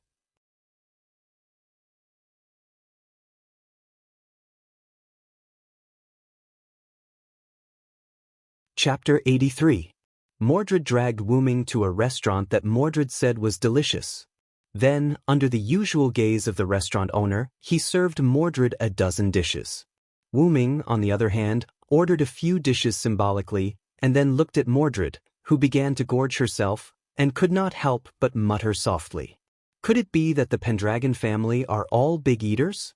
King Yusef is the same. He usually eats a lot, but Leah eats even more. Now Mordred is eating so much. I'm starting to wonder if the Pendragon family has two stomachs. Mordred, who was happily eating, glanced at Wu Ming, tilted her head and said, Did you say anything? No, why would I? Hurry up and eat. It won't taste good when it's cold. With that, Wu Ming also picked up the cutlery and began a war of tongues. By the way, this tastes good. Wu Ming's mouth moved as he said, Right. The food in this restaurant is superb. With that, Mordred took another bite. Wu Ming looked at Mordred somewhat dotingly. Logically speaking, Mordred is also my daughter, because Morgan Le Fay wanted to create an invincible weapon to help her seize the throne of King Arthur. Morgan Le Fay also collected Wu Ming's bloodline and mixed her bloodline with Artoria's and Wu Ming's bloodline to finally create Mordred. Because Wu Ming's root dragon bloodline was too powerful, the Wu Ming bloodline in Mordred's body was very thin. Although the root dragon bloodline in Mordred's body was thin, she was still Wu Ming's daughter. As mentioned before, Mordred was not liked by the others in the Knights of the Round Table. Only Wu Ming approached Mordred with the intention of avoiding the tragedy of King Arthur's son destroying Arthur's dynasty. After all, Wu Ming knew the legend of King Arthur. But as the days passed, Wu Ming found that Mordred's personality was too simple, like a child who had just been born for a few years. Moreover, Mordred had a great admiration for King Arthur. In addition, Wu Ming's previous encounters with Skaha, Maeve, and Cuchulainn did not match the characters he knew. Wu Ming's understanding of Skaha was that he was a cold and indifferent godslayer who could not abandon talented people. But Wu Ming's master was like a big sister next door. Of course, that was her state outside of training and battle. As for Maeve, legend had it that she was a wanton young woman, an arrogant and intelligent woman. But Wu Ming's Maeve was somewhat arrogant, but her character was not wanton. Then there was Cuchulainn. Legend had it that Cuchulainn was a warrior with a fiery temper and was extremely cruel. He often violated the agreement and killed several people in sneak attacks. Wu Ming's Cuchulainn was a pure warrior and was not cruel. As for violating the agreement and killing people by sneak attacks, Wu Ming felt that it was even more ridiculous. Wu Ming's Cuchulainn was not that kind of person.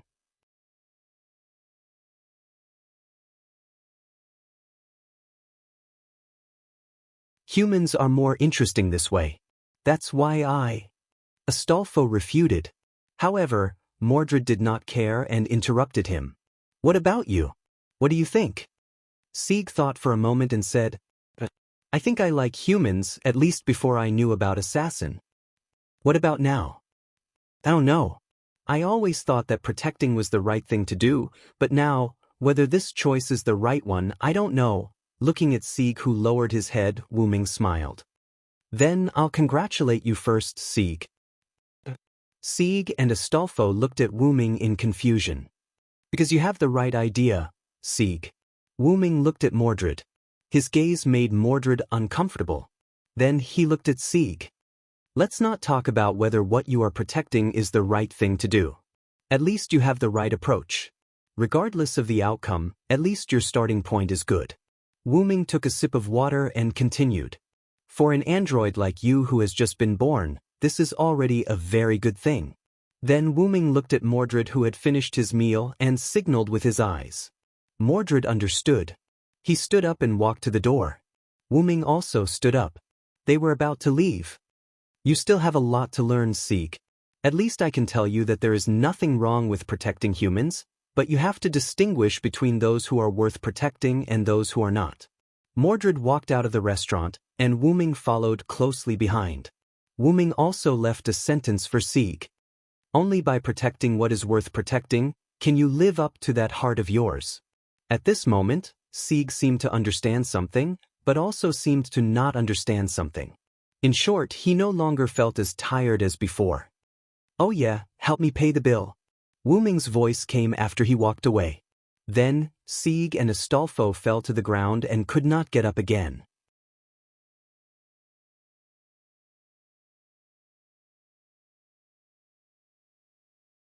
Chapter 84.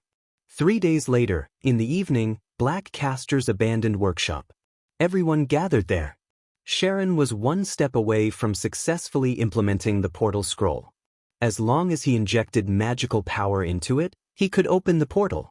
Because the portal scroll could instantly open a portal somewhere, Semiramis, who controlled the Sky Garden, would not notice anything unusual in advance. In those 3 days, the androids' bodies were abnormal, and Golder took the initiative to treat the androids. Sieg solved the heart demon and helped to treat the androids with Astolfo.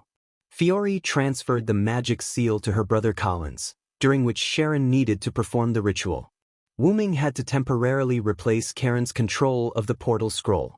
After that, Wu-Ming accompanied Jean on a date and enjoyed the last time. During that time, they met Collins, who had been chatting with Frankenstein in the flowers. In short, everyone was very busy these days. Now, everyone began to attack the Sky Garden. "Let's start, Archer," Fiore said. "Yes." After that, Sharon injected a trace of magical power into the scroll, and a black and red hole appeared. "Let's go, everyone, we must stop Shiro Amakusa," Jean said, wearing a blue armor, holding the holy flag in her hand. "Yes." Everyone responded in unison. Jean, Wu-Ming, Sharon, Astolfo, Frankenstein, Sieg, and Collins walked into the portal, and then the portal was closed. That was to prevent the enemy from attacking Fiore through the portal. Because Fiore's legs were inconvenient, and she had removed the magic seal, she was weak, so she was not allowed to fight in the final battle. There was also Golder, because his servant, Siegfried, had disappeared, so even if he went, he would not be able to do anything, so he stayed. Fiore looked at the disappearing portal, clenched her fists, and prayed. The Sky Garden. A black and red oval-shaped hole about the height of a person suddenly appeared in the deepest part of the abyss where Sharon had once been. Semiramis, who was sitting high on the throne, instantly sensed that someone used space magic to invade the Sky Garden. The Master is still inside the Great Holy Grail, so let us, the servants, hold him back for a while. With that, a few figures appeared under Semiramis's throne. Red Lancer Karna Red Archer Atlanta Red Rider Achilles Red Castor Shakespeare including the Red Assassin Semiramis who was sitting on the throne, all of the Red Team's servants were present. Of course, there was also the traitorous Red Saber Mordred and another Red Saber, Sodlek. Although Red Berserker Spartacus is dead, and Red Saber Mordred has betrayed us, and we are short of 2 servants, the enemy is in a worse state than us. "I hope you won't disappoint me, heroes," Semiramis whispered in a strange tone. No, I won't go to the battlefield," Empress of Assyria, Red Castor Shakespeare said exaggeratedly.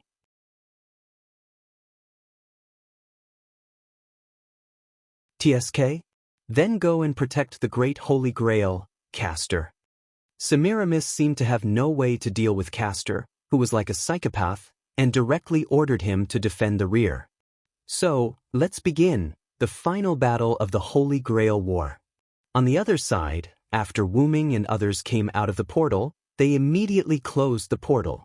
After that, except for Joan of Arc, everyone else was teleported away by the space magic of the Sky Garden. Joan of Arc looked around vigilantly, and then she had no choice but to move on. After all, time waits for no one, and she didn't have to worry about the comfort of others, they were all heroes. Somewhere in the Sky Garden, Achilles, who had green hair and a crossbow, was waiting quietly with his eyes closed.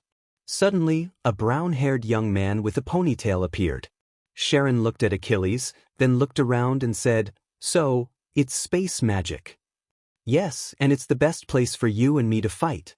Achilles opened his eyes and said, the relatively empty space was suitable for Sharon, who was the archer, and Achilles, who was the rider, to fight. On the other side of the Sky Garden, Collins, Frankenstein, Sieg, and Astolfo looked at the strange ancient Babylonian street in confusion. All of a sudden, an arrow flew towards them. Boom! Ah! Frankenstein knocked away the arrow with his hammer and roared. "Red Archer?" Collins panicked. Rider! Sieg shouted. Roger! Hippogriff, the illusory horse of the world. Astolfo summoned the eagle and flew with Sieg and cowls. Berserker is responsible for the main attack, Red Archer, Rider is responsible for the feint attack, is that okay? Collins, Sieg, and Astolfo discussed. Well, no problem. Atlanta, who was in a hidden house, looked at Astolfo, who was in the air, and Frankenstein, who was rushing toward them, and she couldn't help but frown. Really, they said, one-on-one, need to contain the opponent's trump card, and each of them has to deal with one servant, but they actually want me to deal with 2 servants. Atlanta drew her bow again, but this time it was 2 arrows. Then I will let you fall here. I present you with this calamity. Phoebos Ketchich, petition of the arrow. Between the thrones of Semiramis, Mordred looked at the door and couldn't help but laugh. It seems that we have drawn the trump card, master. But Jelly shook his head helplessly and said, if possible, I really don't want to draw the trump card. Although he said that, Jelly took the lead and said, let's go, Saber, let them see the power of the Knights of the Round Table. No problem, master. In a virtual space, Wuming appeared here. Looking at the dim space around him, Wuming frowned. It seems that the opponent has a powerful noble phantasm, otherwise, I won't be transferred here. Following a series of footsteps, a fair-skinned man wearing golden armor and golden earrings walked over. He was holding a divine spear that was as bright as the sun. So, my opponent is you, Karna said. No wonder there is this space. If it is in the Sky Garden, it is afraid that you will break it, Karna, Wuming said. Although I've appeared in this world as Sodric, I've basically inherited all of Vero's treasures. For the time being, I should be able to put up a fight.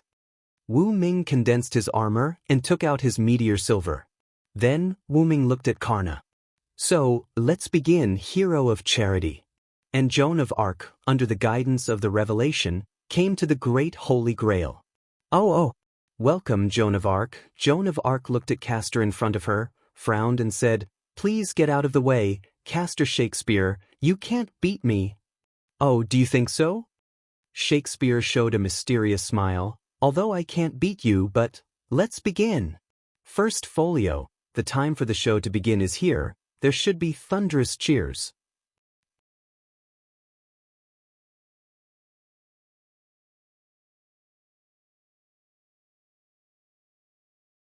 Chapter 85.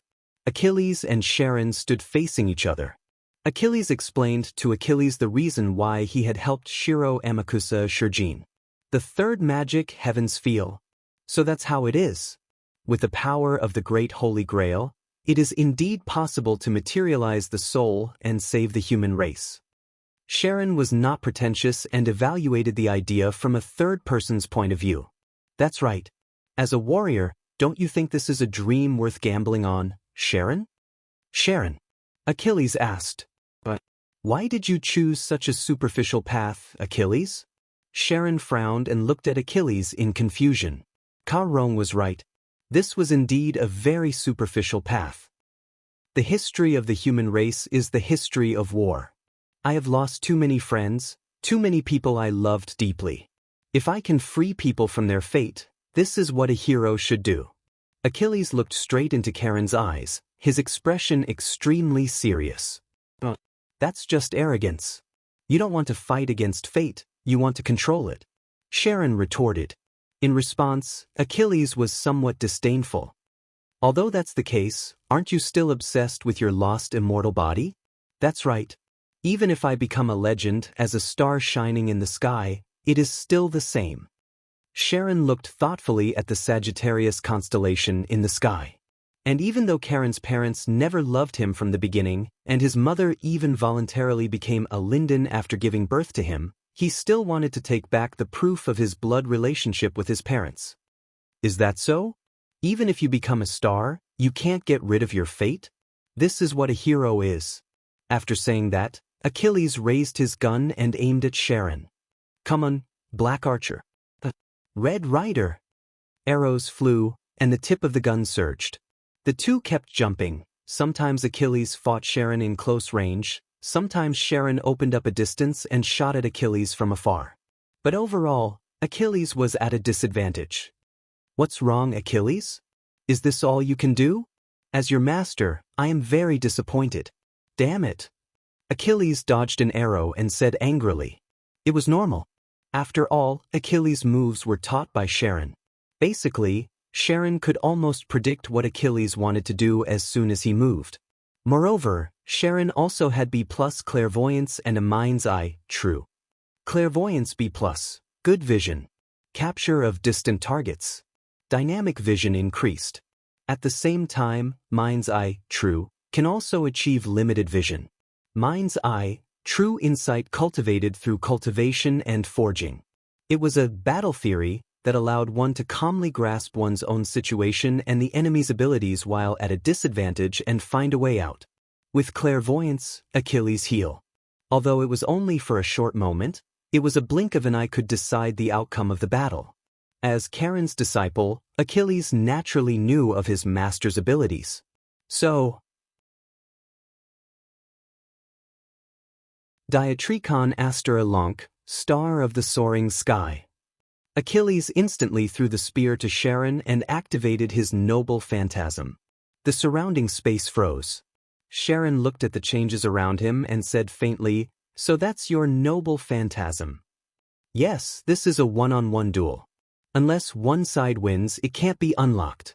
Whether it's time, space, or luck, everything is ineffective here, including immortality and noble phantasm. Only your own power can work here, and if one side loses, the failure will also be transmitted to the other side. Although it's ineffective if the other side doesn't want to fight one-on-one, we are indeed in a one-on-one duel right now, and I believe you won't choose to run away. Charon replied, "So that's how it is. As long as I don't want to run away, this place won't disappear. And if I stay here, my future vision won't work." Then Achilles made a pancreasin pose. "Although I didn't want to fight you one-on-one before, it's different now. We have a trump card." Charon then abandoned the bow in his hand. "Since the noble phantasm won't work, I'll use pancreasin too." Charon and Achilles bumped their fists. "I'm Achilles, the son of the hero Peleus. I'm Charon, the son of the great god Kronos." Then both of them said at the same time, "Let's fight. Let's fight." The two of them were on the verge of fighting. On the other side, there were colorful ripples in the sky, and arrows rained down from the sky. The places where the arrows hit were as if there was an explosion, and they kept exploding. Sieg, Astolfo, Frankenstein, and Cowles, who were in the arrow formation, could no longer be seen. However, Atlanta, who had released her noble phantasm, did not relax. In her senses, although the opponent's aura had weakened, it did not disappear. Then, streaks of green lightning shot out, destroying the countless arrows that were shot down. Astolfo rode on the eagle and carried Sieg. There were no traces of arrows on their bodies, and even their clothes were not wrinkled at all. Frankenstein, who had rushed forward, appeared next to Cowles. "Command incantation?" Atlanta said thoughtfully as she looked at Frankenstein, who had disappeared. Frankenstein's body was full of arrows, and his body was broken. Cowles, who was under his protection, was not hurt at all. "Berserker?" Cowles looked at Frankenstein, who was full of arrows, with an indescribable tone. After seeing the arrows, Cowles immediately used the command incantation to call back Frankenstein, who had rushed over. The Red Archer did not care about Berserker and deliberately set the range of his noble phantasm to his side. He was indeed a hero who left his name in history. "Ugh hi!" Frankenstein roared angrily as if he was angry that the opponent had attacked his master, and he was angry that he was hurt. "Wait a minute, Berserker, let me treat your wound first," Cowles said to Frankenstein. At the same time, Cowles said to Astolfo and Sieg, who were flying in the air through spiritual communication, "Please ask Rider to restrain Archer, or else we won't be able to rush over." "Understood." Astolfo roared and rushed up with Sieg. Atlanta, who was hiding in the shadows, looked at the eagle rushing over from the sky and immediately drew her bow. After drawing the heavenly bow to its fullest, the rank a powerful arrow was shot out. Atlanta's noble phantasm, heavenly bow, could be strengthened to a level after fully drawing the bow. Astolfo knew the power of that arrow, so he did not choose to take it head-on, but chose to dodge. However, when Astolfo dodged, several more arrows were shot at him. While moving, the eagle frantically dodged the arrows. However, there was an arrow hidden behind another arrow. The arrow behind caught up with the arrow in front of it, causing the two arrows to deviate at the same time and shoot towards the eagle that had just dodged. That showed how amazing the archer's archery was. Astolfo knew that he could not avoid the arrow, but he did not panic. When the arrow hit the eagle, along with Astolfo and Sieg on its back, disappeared like a phantom. They reappeared somewhere in front of him. What is this dimensional jump? At that moment, the eagle had almost rushed to Atlanta, and Astolfo was also happy. That's right, this is Hippogriff's special ability, dimensional jump. Although it's only for a short time, tonight is indeed a moonless night. Don't underestimate me as one of Charlemagne's 12 warriors. Astolfo had a legend that the moon took away his rationality, so it was not surprising that Astolfo regained his rationality on a moonless night. Astolfo instantly poured his magical power into the eagle's body and activated the eagle's B-level noble phantasm. Although the eagle's level was inferior to the griffin, which was a divine beast, the crushing damage caused by its dash was comparable to a grade of physical attack. Go! Hippogriff!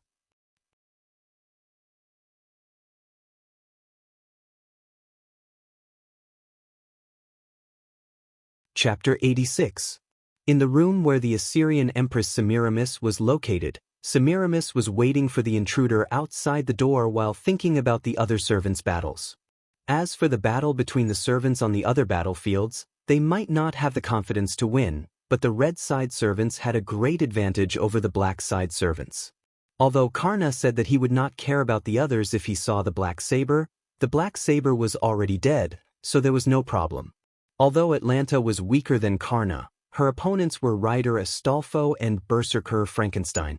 Even if she couldn't win, she could still restrain them. How dare a brat talk back to me? If it was the red saber, he could deal with her. It would be uncomfortable if he didn't see her desperate face. As for Achilles and his master Charon, Achilles promised that he would win, but even if he didn't win, it would be fine. After all, there was still Karna, and the master's words were about to come out. And Shakespeare's noble phantasm was restrained by Joan of Arc, so there was no need to worry at all. So it was about time. Semiramis finished thinking and looked at the door in front of her that opened automatically. A ferocious uncle with sunglasses and a non-mainstream girl walked in. She smiled. Oh, there's actually someone guarding the house. You're really obedient, assassin. Mordred directly mocked her. Semiramis instantly changed from smiling to gnashing her teeth, but on the surface, she was still polite. You're a bit arrogant for someone who has never sat on the throne before. What are you talking about? I'll just kick you down. Hearing Mordred's words, Semiramis couldn't help but smile.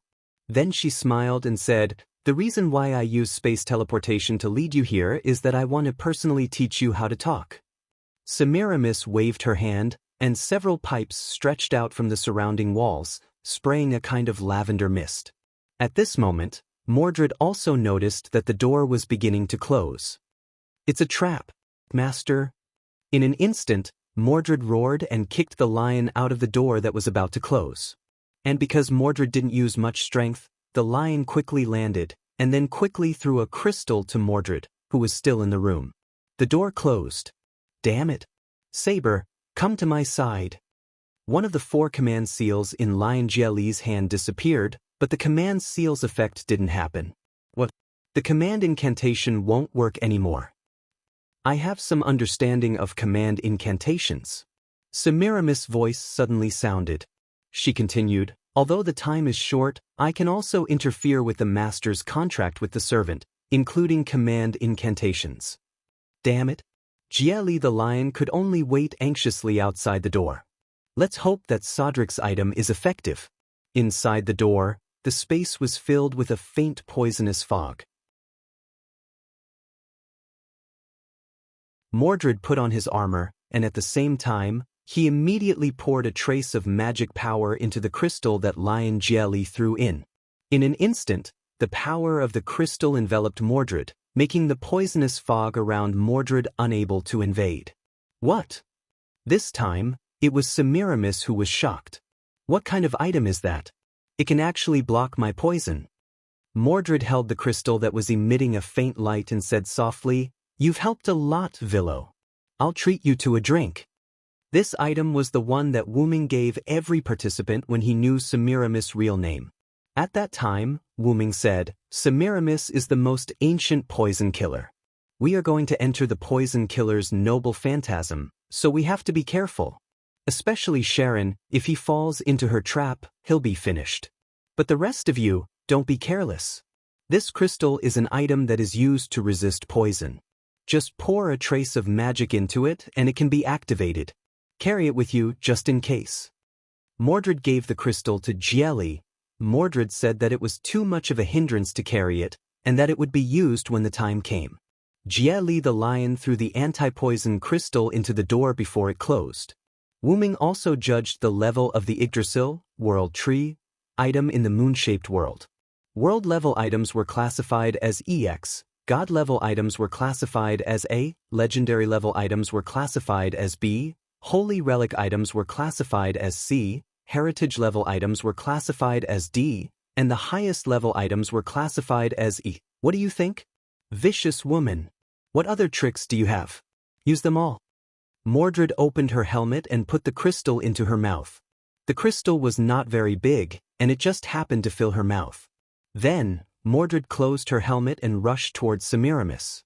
Tisk! Semiramis spat in displeasure. She then activated a magic array around herself. The magic circle shot out countless magic bullets and magic lasers. Mordred dodged the magic lasers and used her sword to disperse the magic bullets. Then she ran towards Semiramis. Following an even bigger magic circle, a huge beam of light swept towards Mordred, producing a large amount of flames. Mordred rushed out of the flames and shouted, "Is this all you've got?" Semiramis smiled. Then, several magic circles appeared, and several chains made of poisonous fog shot towards Mordred.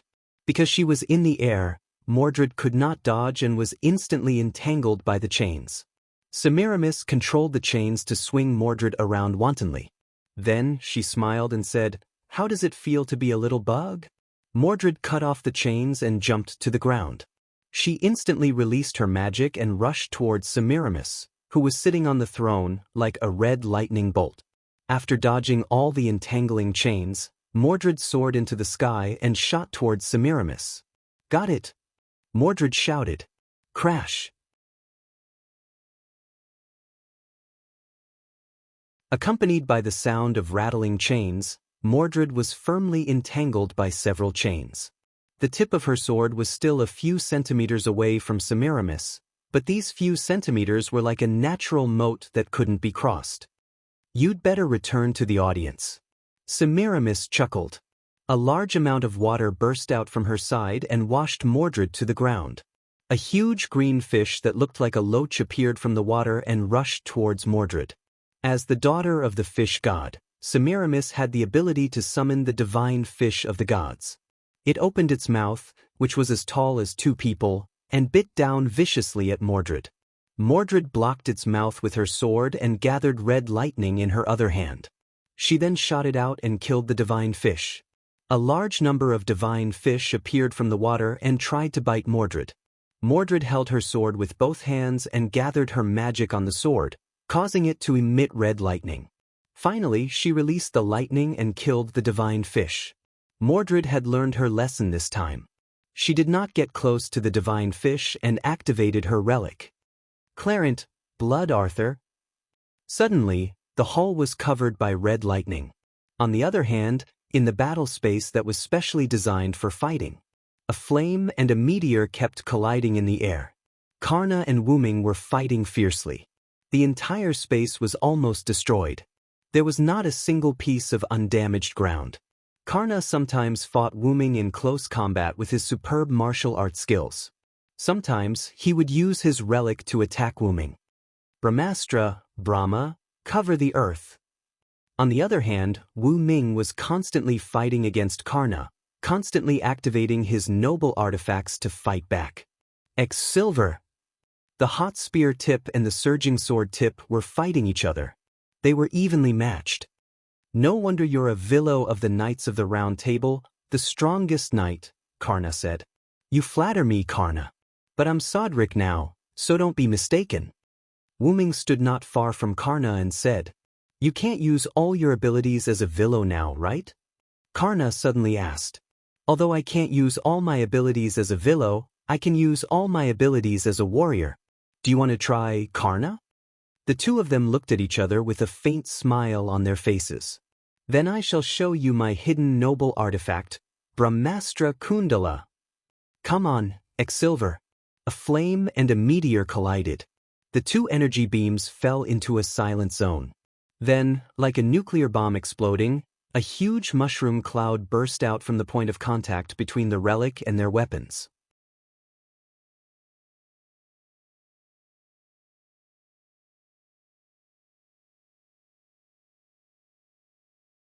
Chapter 87. Wu Ming and Karna stood in the middle of the battlefield, where the ground could no longer be seen. The two looked at each other. Even Brahmastra Kundala couldn't take you down, Karna said calmly. I didn't hear the surprise in that sentence, Wu Ming said with a smile. Karna just shook his head and said, You can block my Brahmastra Kundala, which means you are indeed the legendary British Silver Dragon Villo. Then he said, It seems that Sodric, the General of Salvation of France, is not you. No, it's your other identity, Villo. Wu Ming obviously noticed that Karna had a special skill, and he already knew that he was both Sodric and a Villo. Poor man's insight, the ability to see through the other party's character and attribute, and not be deceived by verbal excuses and deceit. I once had the honor to ask the weak about their life and value, so I have the ability to see through the other party's character and attribute, Karna explained. You are not an evil person. In that case, the rumor that the Villo who transformed into the demonic dragon possessed Sodric is a rumor. No, it should be said that the Villo and Sodric are the same person, so the rumor is also correct. Wu Ming couldn't help but praise, as expected of Karna, the hero of charity. Yes, I am both Sodric and a Villo, but I am now summoned as Sodric, so I only have Sodric skills and noble phantoms. Karna said, Then, in order to show my respect, I will give you my strongest attack.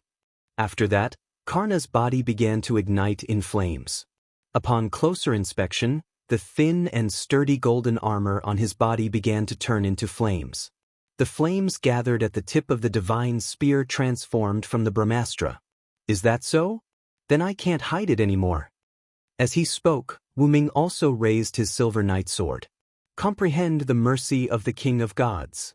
Karna raised his spear, and the air around him began to heat up. Indra watched carefully. The armor completely peeled off his body and turned into flames. The damaged ground around him began to melt. Extermination, this stab. The flames wrapped around the tip of the spear, forming a huge lightning spear. At this point, this place was already a sea of flames. Burn completely. A huge sun will shone behind him. Vasvi Shakti, O sun, submit to death. The stars hidden in the world. Meteor Silver's blade began to emit a white light, illuminating everything around it. A sacred sword that can wipe out all evil. Cracks appeared on the body of the sword, and an even more dazzling golden light burst forth from within. There's no need to cover your light anymore. The body of the sword was completely shattered, and a dazzling golden sword of light appeared. It was constantly floating, and the silver sword fragments were attached to the golden sword of light. The sword of light soared into the sky. Silver meteor. The unparalleled lightning collided with the dazzling starlight. The space somewhere in the sky garden gradually cracked. Sharon and Achilles were in an independent small world. Atlanta and Astolfo, Sieg, Frankenstein, and Cowles were in the residential area of the Sky Garden. Semiramis and Mordred between the thrones, and Jelly, the lion outside the door. Joan of Arc in the environment, and Shakespeare, who was playing the role of evil. Shiro Amakusa, who was about to walk out of the Great Holy Grail.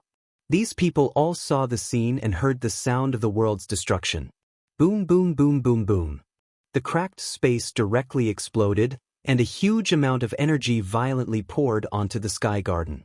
A large amount of light seemed to have turned into a substance, raging and destroying everything in the Sky Garden.